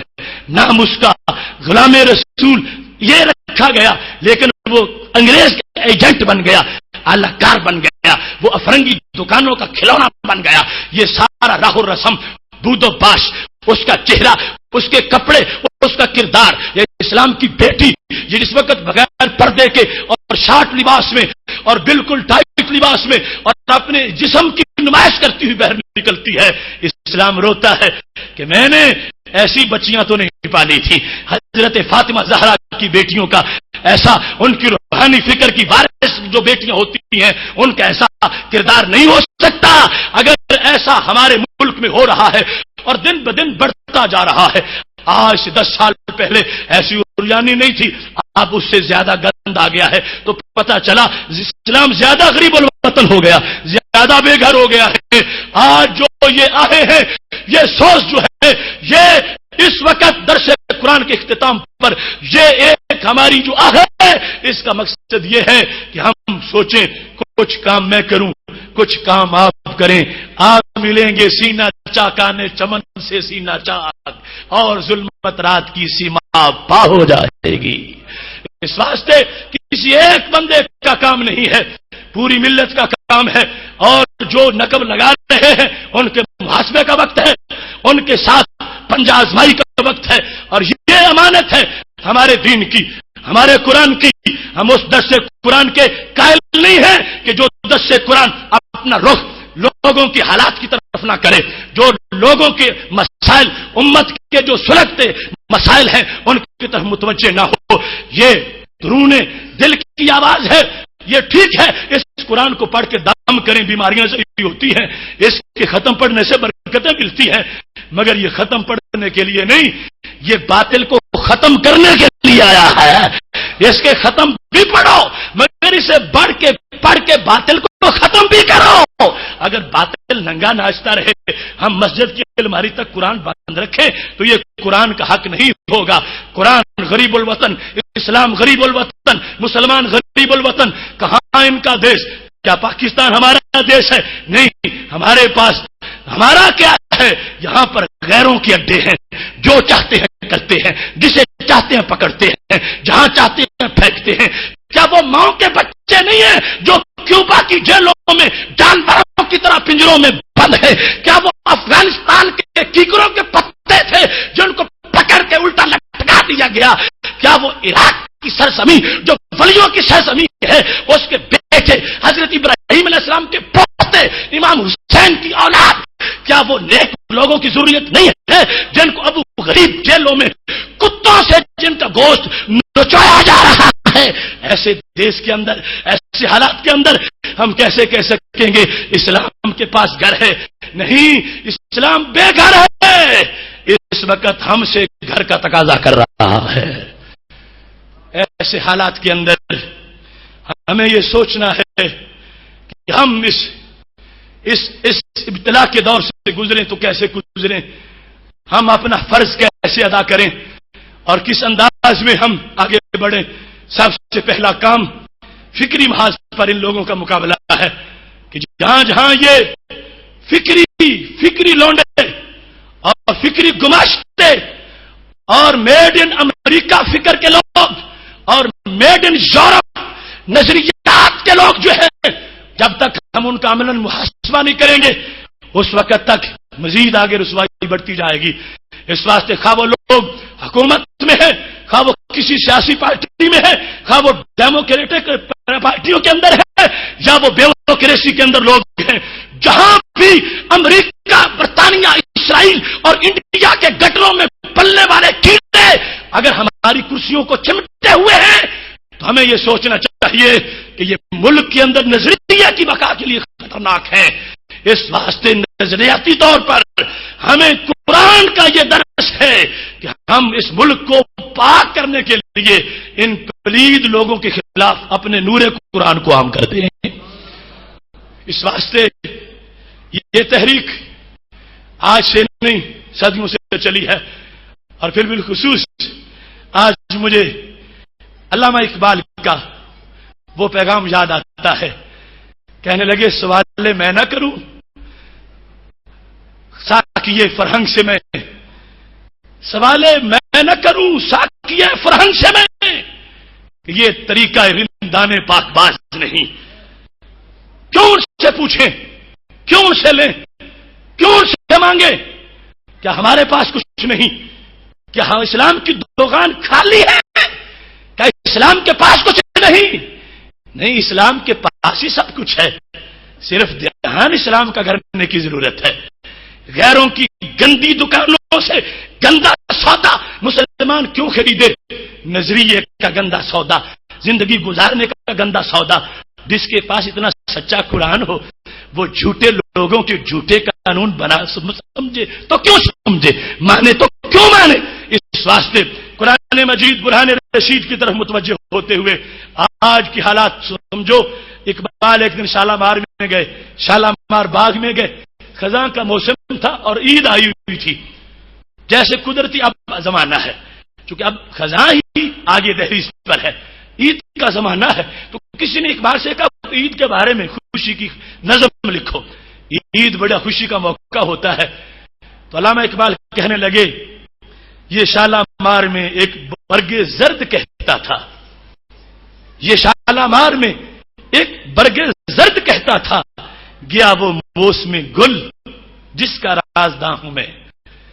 یہ شالامار میں ایک برگ زرد کہتا تھا، گیا وہ موسم گل جس کا رازداں ہوں میں۔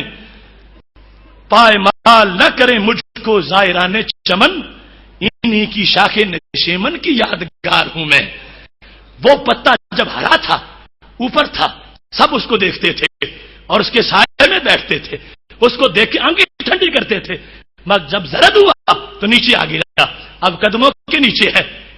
یہ ہے غریب الوطن کا انداز، وہ اسلام جو سروں کا تاج، جو چہرے کی زینت، جو دل کا سرور، آج اس کو پرائیویٹ کر دیا گیا، یہ زرد پتا بنا دیا گیا۔ زرد پتا بولتا ہے کہ میں تو تمہارے نشیمن کا سرور تھا ظالموں، مجھے پاؤں تلے نہ روندو، میری دھجیاں نہ اڑاؤ، میں تمہارے لیے سایہ دینے کے لیے آیا ہوں۔ دنیا میں غموں کے دھوپ سے سایہ دوں گا، آخرت میں عذاب سے بچا لوں گا۔ یہ شالامار میں ایک برگ زرد کہتا تھا، گیا وہ موسم گل جس کا رازداں ہوں میں۔ نہ پائمال کریں مجھ کو زائران چمن، انہی کی شاخ نشیمن کی یادگار ہوں میں۔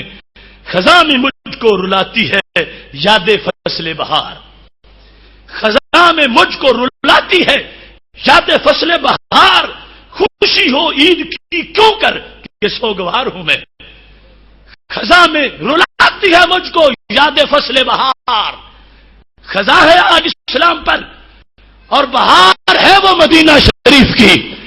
جب سوسائٹی میں چلنے والے کسی کو ابو بکر صدیق کہا جاتا تھا، کسی کو عمر فاروق کہا جاتا تھا، اب خزاں ہے، ایسا چہرہ نظر نہیں آتا، ایسے لوگ نظر نہیں آتے کہ جو رستے پہ چلیں تو فرشتوں نے لائنیں بنائی مسافہ کرنے کے لیے۔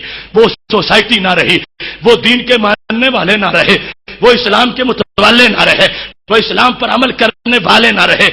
اب یہ اقبال کہنے لگے خزاں میں مجھ کو رلاتی ہے یاد فصل بہار۔ تم کہ تو عید کی شان میں نظم لکھو، خزاں میں رلاتی ہے مجھے یاد فصل بہار، خوشیوں عید کی کیوں کر کہ سوگوار ہوں میں۔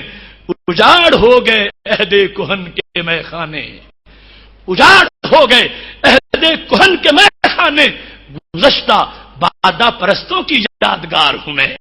یہ پتا بتا رہا ہے کہ میں تو بڑا قیمتی ہوا کرتا تھا، اب میری طرف کو دیکھ نہیں رہا، مجھے یوں خزاں کی نظر ہوا تو ہر طرف مجھ پہ قدم رکھے جانے لگے۔ لہذا آج کا غریب الوطن اسلام اس کی اس سمجھ نہیں ہو اس حیثیت کو، تو ان شیروں کو سامنے رکھ کر اس مثال کو سامنے رکھو اور پھر اپنا جو کردار ہے اس کو دیکھو کہ وہ پتا جو سایہ کرتا ہو اسے قدموں کا تلے روندا نہیں جاتا، اسے سر کا تاج بنایا جاتا ہے۔ ایسی صورتحال میں یقیناً جس وقت ہم گرد و پیش کو تو دیکھیں دور کی بات ہے، اپنے ملک کی حالات اپنے حوالے سے کے سامنے رکھتے ہیں، محلے محلے میں بے حیائی، بد کرداری، جھوٹے لوگ، فراڈی لوگ اور اس طرح کی منحوس لوگ، یعنی جن کا کردار صحیح نہیں، عقیدہ صحیح نہیں، ان لوگوں کے طرف اصلاح کا پیغام، اور پھر جو مسلط حکمران ہیں ان کے لیے اصلاح کا پیغام. آخر پورے ملک اور حکومت کا بھی ایک اثر ہوتا ہے بندوں پر. چھت پہ جو کچھ ہوتا ہے نیچے وہی گرتا ہے، پر نالے سے اور نہیں آتا، چھت والے نیچے آتا ہے. اگر کسی ملک کا وزیر صحت کنجریوں کے ساتھ ڈانس کر کے کہے یہ ہماری صحت مند سرگرمی ہے، تو اس ملک کے بیٹے ڈانس نہیں کریں گے تو کیا کریں گے؟ اور اگر کسی ملک کا پریزیڈنٹ پولو کیمپ میں ناچ رہا ہو تو اس ملک کے بچوں سے کیا امید ہو سکے گی کہ یہ اپنے آپ کو بچا سکتے ہیں؟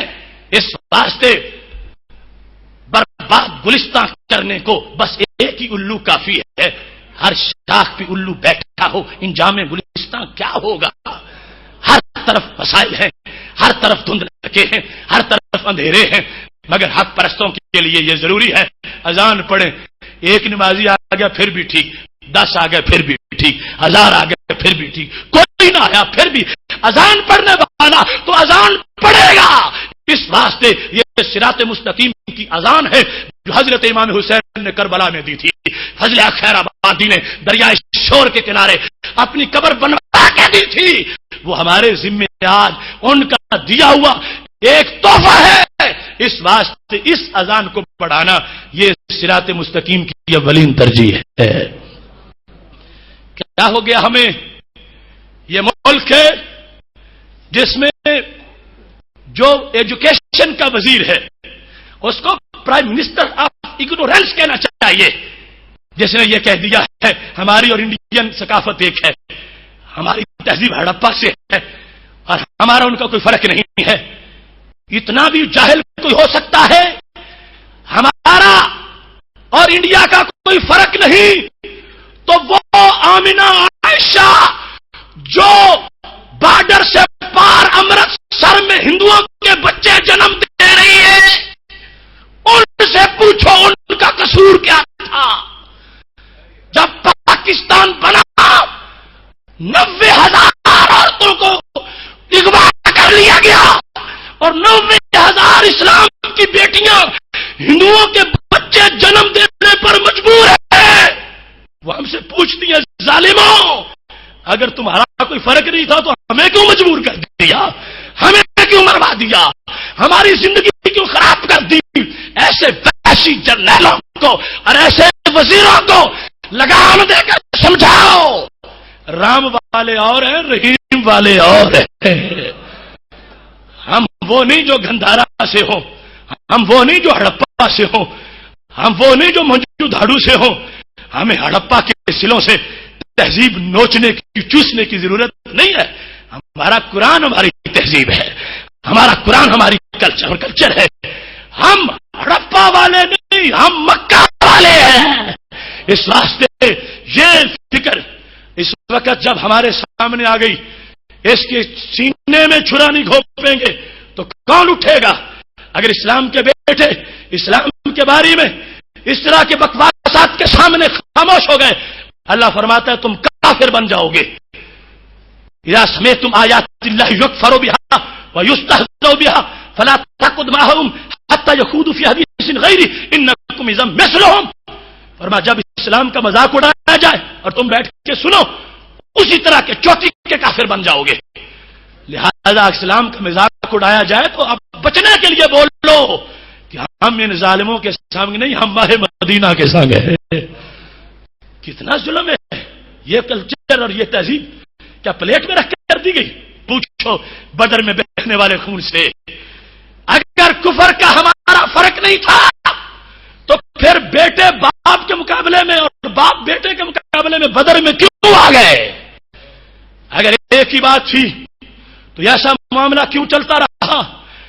کربلا کی دھرتیوں سے اذان حسین پوچھتی ہے اور حضرت مجدد الفسانی کا گوال یار کے قلعے میں قید خانہ ہم سے پوچھ رہا ہے. اگر ایک معاملہ تھا تو ایسا کیوں ہوتا رہا؟ کیوں حق والے باطل پرستوں سے ٹکراتے رہے؟ کیا ان کا جگر نہیں تھا؟ کیا ان کا کلیجہ نہیں تھا؟ کیا ان کے لیے سہولتوں کی ضرورت نہیں تھی؟ اگر معاملہ ایک تھا تو گڑی خیرو کے لاقب میں امام امام شاہ احمد نورانی ننگے چھت کے نیچے کیوں تڑپ کے حق کے نعرے لگاتا رہا اور موت کے پھندے پر جھول کر عبدالستار نیازی نے کیوں نعرہ بلند کیا؟ فرق ہے، ماننا پڑے گا۔ ہم گائے کو مقدس نہیں سمجھتے، ہم اس کو ذبح کرتے ہیں، اور وہ جہاں روٹی کھانی ہو نیچے گائے کا گوبر ملتے ہیں۔ قرب ان کا، وہ کپڑے اتارے تو ان کا دین، ہم کپڑے پہنے تو ہمارا دین۔ وہ اپنے انداز میں، ہم اپنے انداز میں، ہمیں ظالموں کے ساتھ نہ ملاؤ، جہنمیوں کی لسٹ میں ہمیں شامل نہ کرو۔ ہم ان کے شانہ بشانہ نہیں چل سکتے، ان کا چہرہ سیدھا جہنم کی طرف ہے، ہمارا ڈائریکٹ جنت کی طرف ہے۔ اس واسطے یہ غربت کا ایک تجزیہ آپ کے سامنے کر رہا ہوں۔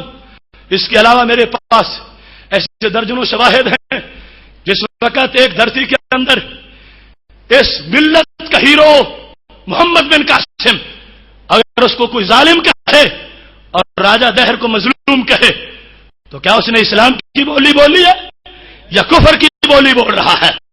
اس واسطے یہ ساری جو صورتحال اور انالیسس ہے اس کو سامنے رکھتے وقت آپ یہ فیصلہ کر لو، اگر ہم گھروں میں رہے، اگر ہم نے دین نہ پڑھا، اگر ہم نے دین نہ سمجھایا، اگر ہم نے لوگوں تک پیغام نہ پہنچایا، اگر ہم خود فکری طور پر مسلح نہ ہوئے اور ہم نے لوگوں کو بیدار نہ کیا تو کل ہمیں یہاں سے پکڑا جائے گا قیامت کے دن کہ تم گونگے شیطان تھے، تم کیوں نہ بولے جس وقت میرے دین کی دھجیاں اڑائی جا رہی تھی۔ اس وقت اگر کوئی بندہ اللہ کے اس عذاب سے بچنا چاہتا ہے تو بیدار ہو جائے، ہوشیار ہو جائے۔ ہم نے فاہم دین کورس کی شکل میں جو تمہیں چھوٹا سا ایک نصاب دیا ہے اور پچھلا نصاب اور مسلسل یہ 13واں کورس ہے، یہ ایک راستے کی طرف رہنمائی ہے، تھوڑی سی کوشش ہے، اور انشاءاللہ رمضان میں ایک نیکی جب 70 تک پہنچتی ہے تو ایک کورس 70 تک پہنچ جائے گا۔ اس کا مضمون، اس کے اندر جو نور ہے، اس کے اندر جو روشنی ہے وہ یقیناً آگے بڑھے گی اور اس کو لے کے چلیں گے۔ درس ہوتا رہتا ہے، درس سے قرآن کے اندر قرآن کی ترجمانی ہونی چاہیے۔ ایک تو وہ ویسے شعبہ ہے کہ جن کے ہاں میں نے کل ذکر کر دیا تھا کہ درس سے قرآن ایک دن شیطان بھی دینے آ گیا تھا اور صحابی رسول کو دینے آ گیا تھا۔ اس واسطے ہر درس قرآن نہیں ہوتا۔ اور دوسرا، درس قرآن میں یہ بھی ضروری ہے اب لوگوں کو ہیضہ ہو چکا ہو اور جو معالج ہے وہ صرف ان کو زکام کی دوائیاں دیتا رہے، لوگ ہیضے میں مر جائیں تو زکام کی دوائی بیچنے کی فائدہ کیا ہے، ضرورت کیا ہے؟ وہ ڈاکٹر نام ہوتا مر جاتا کہ جب قوم کو ہیضہ تھا اور وہ دوائی دے رہا تھا زکام کی۔ نہیں، جو بیماری ہو دوائی اس کی بیچو، جو مرض ہو علاج اس کا کرو۔ اس واسطے آج کے حالات میں نام نہاد روشن خیالی اور یعنی فحاشی اور یہ بدلتے ہوئے اطوار اور شاعر اسلام کا مذاق جو اڑایا جا رہا ہے، سب سے پہلے ٹیکہ اس کے خلاف لگانے کی ضرورت ہے۔ اس واسطے ہم اپنے ہاں جو اپنے اسلاف کا ایک پیغام رکھتے ہیں اور ایک عزیمت کے رستے کی طرف چلنے کی کوشش کر رہے ہیں، اور ایک ہم پر جو ذمہ داری ہے، اور اس سلسلے میں ادارہ صراط مستقیم کا جو ایک پلیٹ فارم ہے، اس کے لیے میں تفصیل میں نہیں جاتا، لیکن اتنا یہ ضرور کہوں گا اس کا پس منظر کیا ہے، یہ ادارہ ہے کیا، یہ کرنا کیا چاہتا ہے۔ صرف اقبال کی زبان سے یہ کہوں گا، خفیہ ہنگامے ہے میری ہستی یہ خاموش میں، پرورش پائی ہے میں نے صبح کی آغوش میں۔ خفیہ ہنگامے ہے میری ہستی یہ خاموش میں، پرورش پائی ہے میں نے صبح کی آغوش میں، مضطرب ہر دم میری تقدیر رکھتی ہے مجھے، مضطرب ہر دم میری تقدیر رکھتی ہے مجھے، جستجو میں لذت تنویر رکھتی ہے مجھے، سرما بن کے چشم انسان میں سما جاؤں گا میں، سرما بن کے چشم انسان میں سما جاؤں گا میں، رات نے جس کو چھپا رکھا ہے اس کو دکھلاؤں گا میں۔ یہ ادارہ صراط مستقیم کا پس منظر، حال اور مستقبل ہے۔ تین شیر، تینوں جمال کی غمازی کر رہے ہیں، خفیہ ہنگامے ہیں میری ہستی خاموش میں، پرورش پائی ہے میں نے صبح کی آغوش میں۔ وہ حضرت حافظ الحدیث پیر سید محمد جلال الدین شاہ صاحب رحمت اللہ علیہ، ان کے فیضان کا یہ اظہار ہے۔ وہ امام برحق امام شاہ احمد نورانی کی استقامت اور ان کی تربیت کا یہ پلیٹ فارم ہے۔ وہ عراق اور نبیوں کی سرزمین کا وہ مرد حر حضرت شیخ عبد الکریم محمد المدرس البغدادی، یہ ان کے فیض کا سر چشمہ ہے، اور عرب و عجم کے اساتذہ کا استاد حضرت علامہ عطا محمد بندیالوی رحمت اللہ علیہ، حضرت مولانا محمد نواز نقشبندی رحمت اللہ علیہ، یہ ان کے سوز کا حصہ ہے۔ خفیہ ہنگامے ہے میری ہستی خاموش میں، پرورش پائی ہے میں نے صبح کی آغوش میں، مضطرب ہر دم میری تقدیر رکھتی ہے مجھے، جستجو میں لذت تنویر رکھتی ہے مجھے، سرما بن کے چشم انسان میں سما جاؤں گا میں، رات نے جس کو چھپا رکھا ہے اس کو دکھلاؤں گا میں۔ اس انداز میں ہمارا یہ ادارہ اور ہمارا یہ پلیٹ فارم ہم سے اس بات کا تقاضا کر رہا ہے کہ محبوب علیہ السلام نے فرمایا تھا میری مبارکباد ہے ان لوگوں کے لیے جو اصلاح کریں گے، جب سنت کو چھوڑا جا رہا ہوگا وہ سنت کا درس دیں گے، سنت پر لوگوں کو لائیں گے، دین کو زندہ کریں گے، اور اس سلسلہ میں ذرا جرأت سے کام لینے کی ضرورت ہے۔ آگے کام نہیں کر سکو گے جب تک اپنا آپ سرکار کو نہیں دو گے، پہلے اپنا دل تو دو دین کو، اپنا سر تو دو۔ جو اپنا چہرہ نہ دے سکے، اپنا چہرہ دین کو نہ دے سکے، وہ اپنا سین کیسے دے سکے گا؟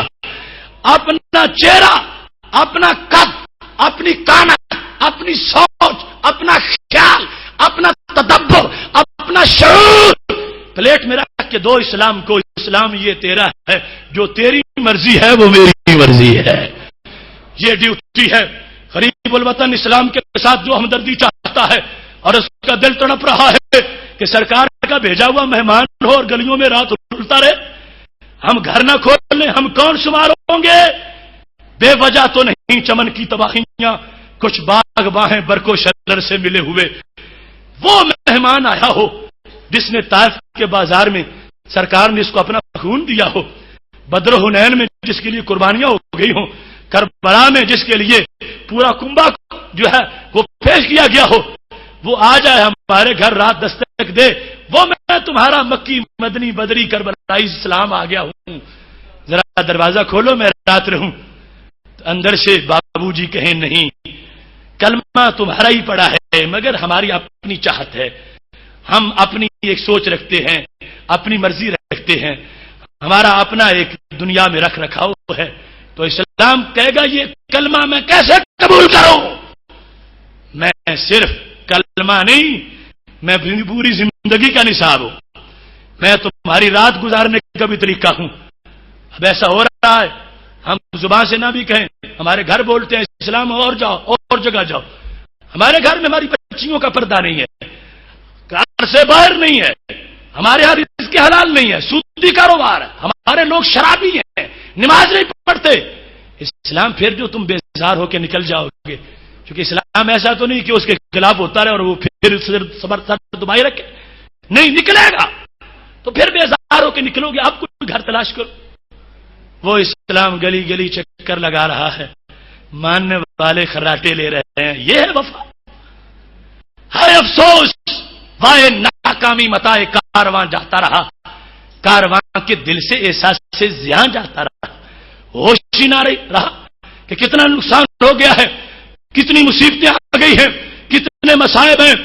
خدا کی قسم آج ہر شخص جو چاہتا ہے اور اس کے دل میں باقی غیرت ہے، جب سنتا ہے کہ اتنے لاکھ افغانی شہید ہو گئے، اتنے لاکھ عراقی شہید ہو گئے، اتنے ہزار لبنانی شہید ہو گئے، غزہ کی پٹی پہ یہ ظلم، چناروں کے دیش میں یہ ظلم، گروزنا کے علاقے میں گروزنی میں یہ ظلم، تو نوجوان کا سینہ کھلا، میں جاتا ہوں، امریکہ کا سر توڑتا ہوں، میں اسے پنجہ آزمائی کرنا چاہتا ہوں۔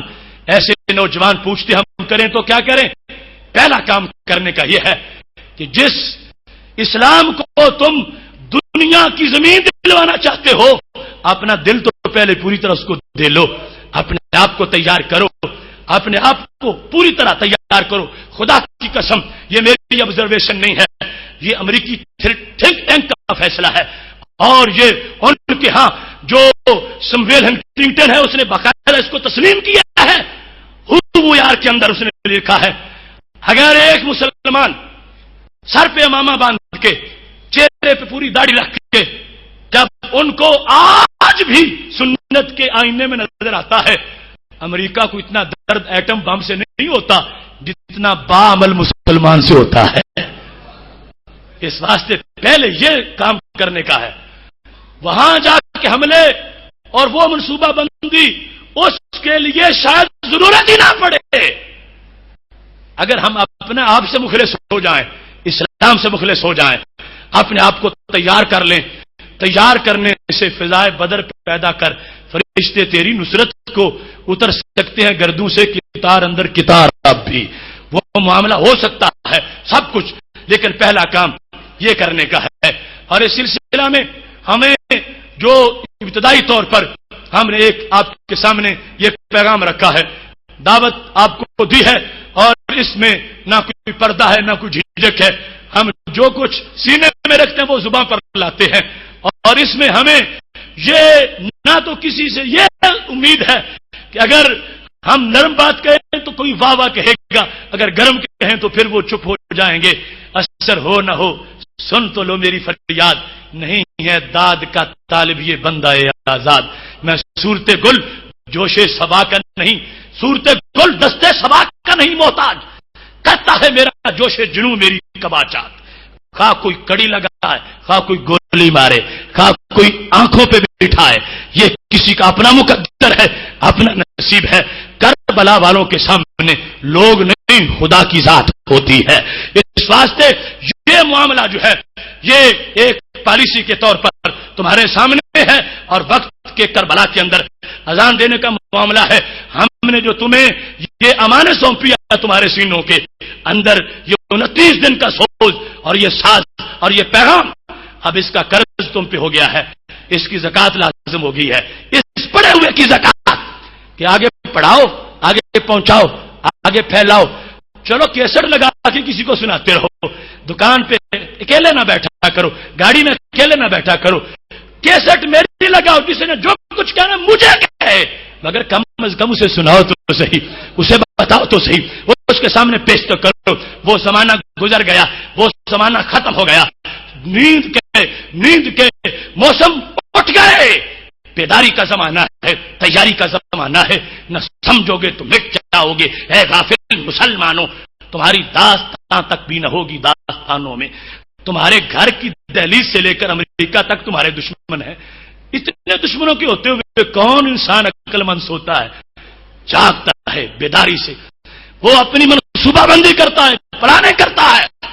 اور اس انداز میں اگر ہمیں مقصد مل گیا اسلام کی ترقی اور بحالی کا اور نشست ثانیہ کا، ہمارے جیتے جیتے سورج طلوع ہو گیا تو پھر وارے میں آ رہے ہیں.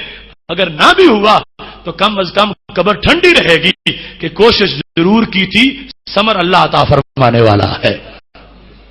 اس واسطے آج کے اس بڑے تلخ موضوع پر بولتے وقت یقیناً جو کان عادی ہوں نرم باتوں کو سننے کے، ان کو گرم ملیں تو کان پھٹنے کا بھی خطرہ ہوتا ہے، اور دماغ میں آتش فضا کا زلزلہ آنے کا بھی خطرہ ہوتا ہے.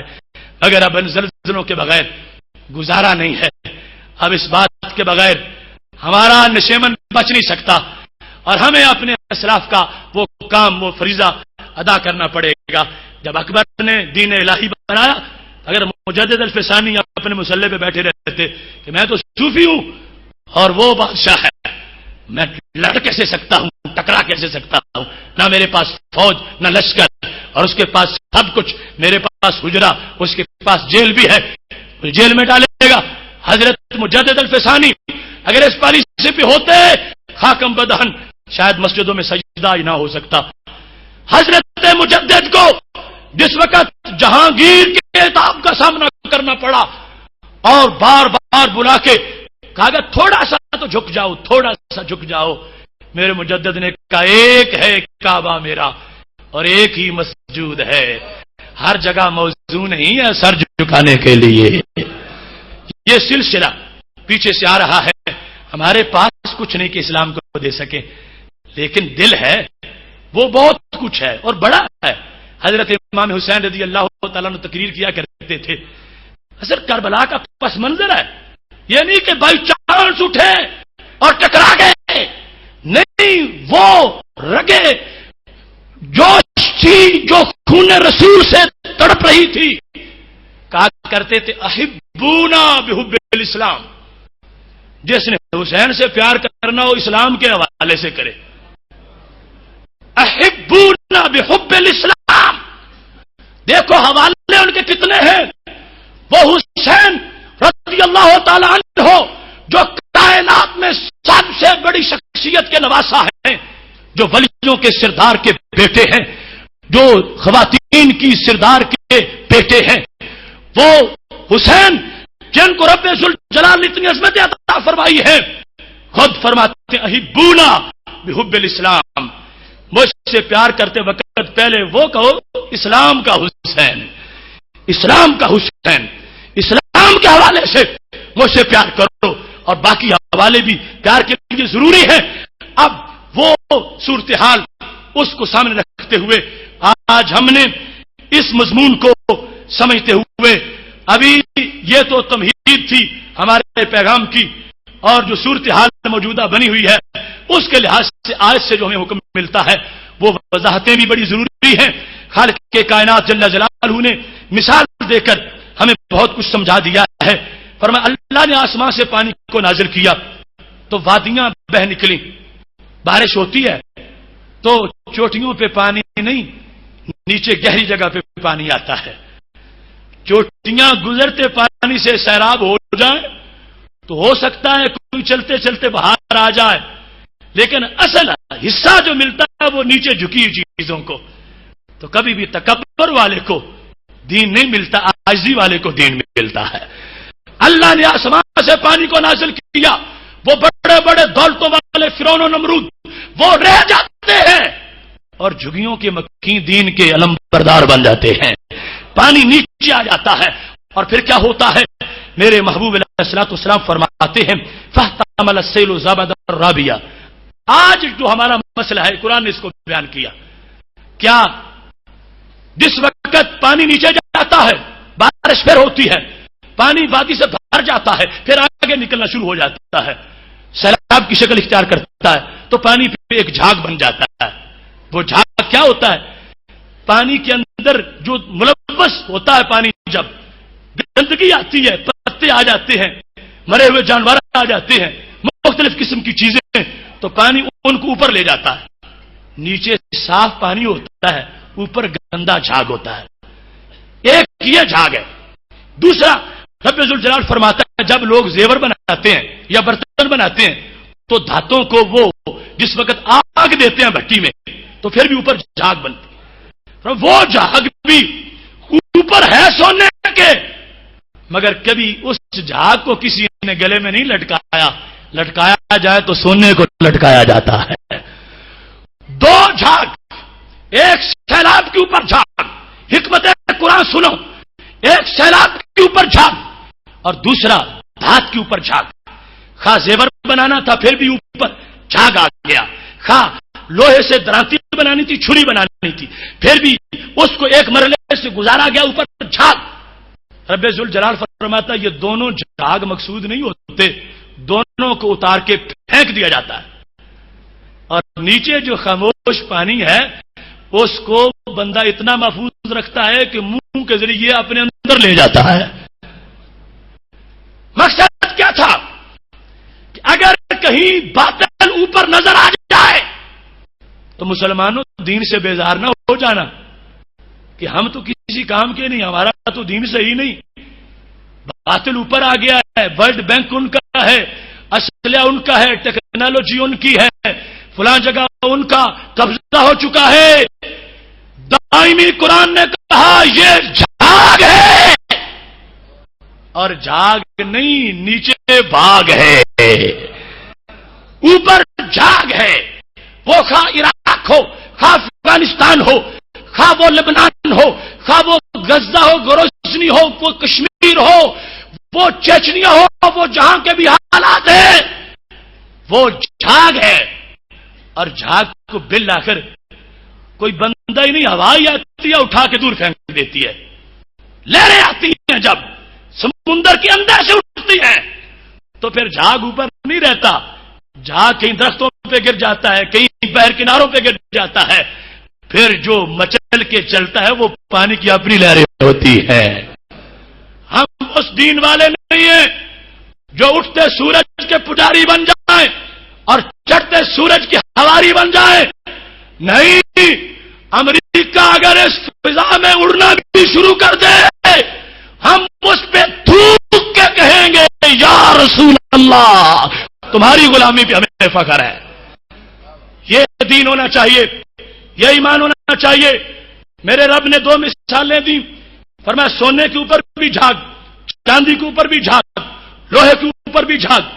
اور یہ بھی ضروری ہے، سونا اس وقت تک گلے کا ہار نہیں بنے گا جب تک اس میں سے جھاگ نہیں نکلے گا، اس وقت تک سر کا تاج نہیں بنے گا جب تک خبیث جھاگ اندر سے باہر نہیں نکالا جائے گا، اس وقت تک لوہے کی تلوار نہیں بنے گی جب تک کہ اس کے اندر گندے مادے وہ جھاگ کی شکل میں باہر نہیں نکلیں گے۔ لہذا باطل پرستوں کے یہ حملے ہم پر، اس میں بھی حکمت ہے، خبث نکلنا چاہیے اور جھاگ جدا ہو جانا چاہیے، اور جو سچ ہے وہ یقیناً اللہ فرماتا ہے زمین کا وارث وہی بننے والا ہے۔ حکمت کی باتیں ہیں، مہینوں باس کی مستحق ہیں۔ دونوں مثالوں کے اندر رب ذوالجلال نے مثالیں دے کر پتہ کیا فرمایا، کذالک یضرب اللہ الحق والباطل۔ فرمایا یہ سونے کی بات سن کے کہیں کسی جیولری کی دکان پہ نہ چلے جانا، سونے کی بات سن کے تو سونے کا خیال کرنا۔ کذالک یضرب اللہ الحق والباطل، لوگوں تمہیں سونے کی طرف متوجہ کرنے کی ضرورت نہیں، اس لیے مثال نہیں دی۔ فرمایا ہم تو حق باطل بیان کر رہے ہیں، حق باطل بیان کرنا مقصود ہے۔ حق کون ہے؟ پانی، سونا، چاندی۔ باطل کون ہے؟ پانی کے اوپر جھاگ، سونے کے اوپر جھاگ۔ اللہ فرماتا ہے کبھی بھی وہ جھاگ باقی نہیں رہتا، کوئی جلدی اتارے یا ہوائیں آئیں اور اتار دیں، خشک ہو جائے گا، انشاءاللہ ہو جائے گا۔ شب گریزاں ہوگی آخر جلوائے خورشید سے، یہ چمن معمور ہوگا نغمہ توحید سے۔ امریکہ کا وہ بدماش بھیڑیا اور وہ خونخوار امریکہ اپنے واشنگٹن کے پنجرے میں بند ہوگا، اور انشاءاللہ اذانوں کی آواز آ رہی ہوگی۔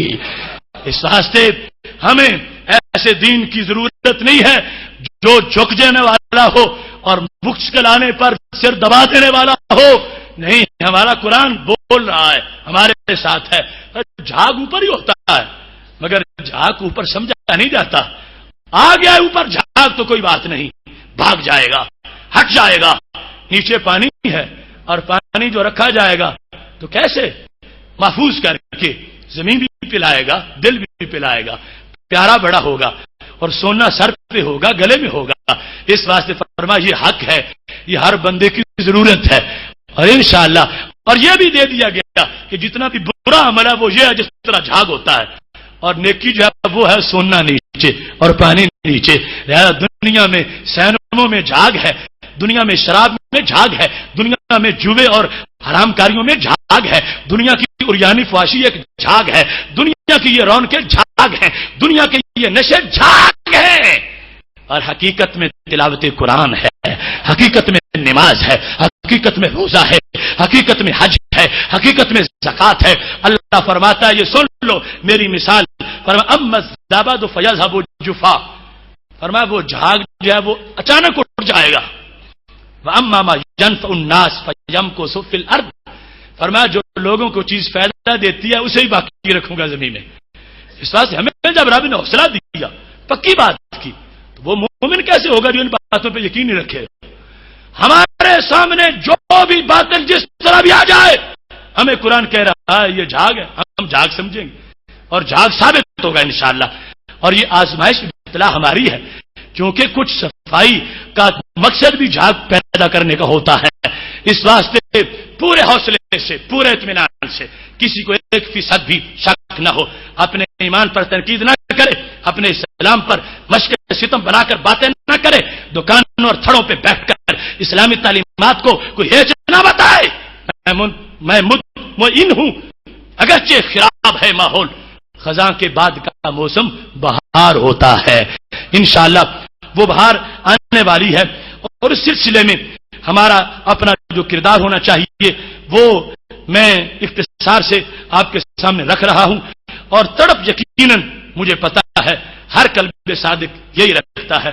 یہ کوئی میرے دل میں علیحدہ نہیں، ہر دل میں ہے، اور کہیں ہو سکتا ہے مجھ سے کہیں زیادہ آگے ہو. یہ رب کی دی ہوئی تقسیم ہے، کی ہوئی تقسیم ہے. ہو سکتا ہے جس کو کوئی سب سے اچھا سمجھے وہ سب سے نچلا ہو، اور جس کو کوئی بھی نہ دیکھ رہا ہو اس کے دل میں سب سے زیادہ بہار ہو. اس واسطے میں یہ سمجھتا ہوں، میں تو بطور وکیل بول رہا ہوں، اصل جذبوں میں مالک اور ہیں، اور ہو سکتا ہے اس مجمع میں میرے سے کہیں زیادہ خالص جذبے رکھنے والے اور باطل کے جبڑوں کو چیرنے والے اہمی جذبات موجود ہوں. لیکن وکالت ایک میرے ذمہ ہے اور میں کر رہا ہوں. اور میں یہ کہوں گا اگر بدن ہمارے کچھ نہ کریں اتنا تو ہو ہی جائے گا. گر بدن ہمارے کچھ نہ کریں، گر بدن ہمارے کچھ نہ کریں اتنا تو ہو ہی جائے گا کہ اپنی بوٹی بوٹی سے ایک کمرہ تو بن جائے گا. اسلام پردیسی ہے، اسلام کے پاس گھر نہیں ہے. گر بدن ہمارے کچھ نہ کریں اتنا تو ہو ہی جائے گا کہ اپنی بوٹی بوٹی سے ایک کمرہ تو بن جائے گا. سب دنیا کے کاشانوں سے کیا اونچا رتبہ پائے گا کہ اس کمرے کی چھت پہ پھر دین کا جھنڈا لہرائے گا. جب میرے دین کو ہر جانب سے دشمن آ کے دکھ دیں گے، جب میرے دین کو ہر جانب سے دشمن آ کے دکھ دیں گے، ہم اپنی جان کے حجرے میں اسلام پیارا رکھ لیں گے. یہ ہمارا منصب ہے، یہ ہماری ڈیوٹی ہے، یہ ہمارا نظریہ ہے جس کو میں نے اپنے اشعار کی شکل میں تمہارے سامنے پیش کر دیا ہے. اور میرے نبی علیہ الصلوۃ والسلام کا ہمارے لیے جو اعلان ہے وہ 100 شہید کا ثواب، ہر سنت کے اوپر اجر ہے اور ثواب اپنی جگہ. اس کے علاوہ جو تقاضے ہیں باطل کے حملوں کی وجہ سے وہ اپنی جگہ ہے. آج ہمیں نہ کسی ایسے مسئلے کی ضرورت ہے، نہ ایسے دانشور کی ضرورت ہے کہ جو مسلسل ہم پہ حملے ہوتے رہیں اور ہمیں کہو مزید کھاؤ مزید کھاؤ. کسی آنے والے طوفان کا ڈراوا دے کر نہ خدا نے ہمیں ساحل پہ ڈبونا چاہا کہ آگے جاؤ گے مر جاؤ گے، بھوکے ہو جاؤ گے، حملہ ہو جائے گا، پاکستان مٹ جائے گا، یہ ہو جائے گا، ان دلانا فائر آ گئے ہو. کسی آنے والے طوفان کا ڈراوا دے کر نہ خدا نے ہمیں ساحل پہ ڈبونا چاہا. نہیں، ہم ڈوبیں گے نہیں انشاءاللہ. ہمارے پاس قرآن ہے، ہمارے پاس اس قرآن کا دھیان ہے، اور یہ شروع سے ہمارے پاس پہچان ہے. باطل کے فر و فال میں حفاظت کے واسطے یورپ زرا میں ڈوب گیا دوستہ کمر. ہم پوچھتے ہیں شیخ کلیسا نواز سے، مشرق میں جنگ شر ہے تو مغرب میں بھی ہے شر. حق سے اگر غرض ہے تو زیبا ہے کیا یہ بات؟ اسلام کا محاسبہ یورپ سے درگزر، یہ جو پالیسی ہے یورپ کو ہر معاملے میں چھوٹ اور اسلام کا ہر معاملے میں محاسبہ. ہم اسلام سے یہ ظلم نہیں ہونے دیں گے کہ ہر وقت کٹہرے میں، ہر وقت اس پہ پابندیاں، ہر وقت اس کو تانے کہ تو روشن خیال بن جا. ہم سے بڑا روشن خیال کون ہو سکتا ہے؟ وہ امت جس نے 65 علوم اپنی عقل سے تیار کیے. ان سے بڑا روشن دماغ کون ہو سکتا ہے؟ لہذا یہ ہمارے خلاف بغاوت ہے کفر کی، اور ہمارے پاس یہ سازشیں ہو رہی ہیں. ان تمام سازشوں کا سینہ چاک کرنے کے لیے ہمیں درس قرآن کی طرف متوجہ ہونا ہے، اور قرآن مجید کا پیغام ہمیں پوری حمایت دینی کے ساتھ آگے پہنچانا ہے، اس انداز میں کہ دور دور تک اس کے ثمرات باقی رہیں، اس کے اثرات باقی رہیں. خدا کی قسم ہے، اگر ایک بندہ جو گمراہ تھا اگر تمہارے سمجھانے سے راہ راست پر آ گیا تو پوری دنیا کے صدقہ کرنے سے بڑا ثواب مل جائے گا. اس واسطے راہ حق کی طرف، راہ دین کی طرف اور ان زرعی اصولوں کی طرف آنا یہ ہماری سب سے بڑی ڈیوٹی ہے. اور اپنی گفتگو اس پہ ختم کروں گا. سونا جنگل رات اندھیری، چائی بدلی کالی ہے، سونے والوں جاگتے رہنا چوروں کی رکھوالی ہے. آنکھ سے کاجل صاف چرا لیں یا وہ چور بلا کے ہیں، تیری گچھڑی تاکی ہے اور تو نے نیند نکالی ہے. اور پھر ایک بار پھر صراط مستقیم کا تمہارے لیے وہی پیغام ہے. اجاڑ ہو گئے عہد کوہن کے میخانے، پرانے وعدہ پرستوں کی یادگار ہوں میں. وآخر دعوانا ان الحمد للہ رب العالمین. اللہ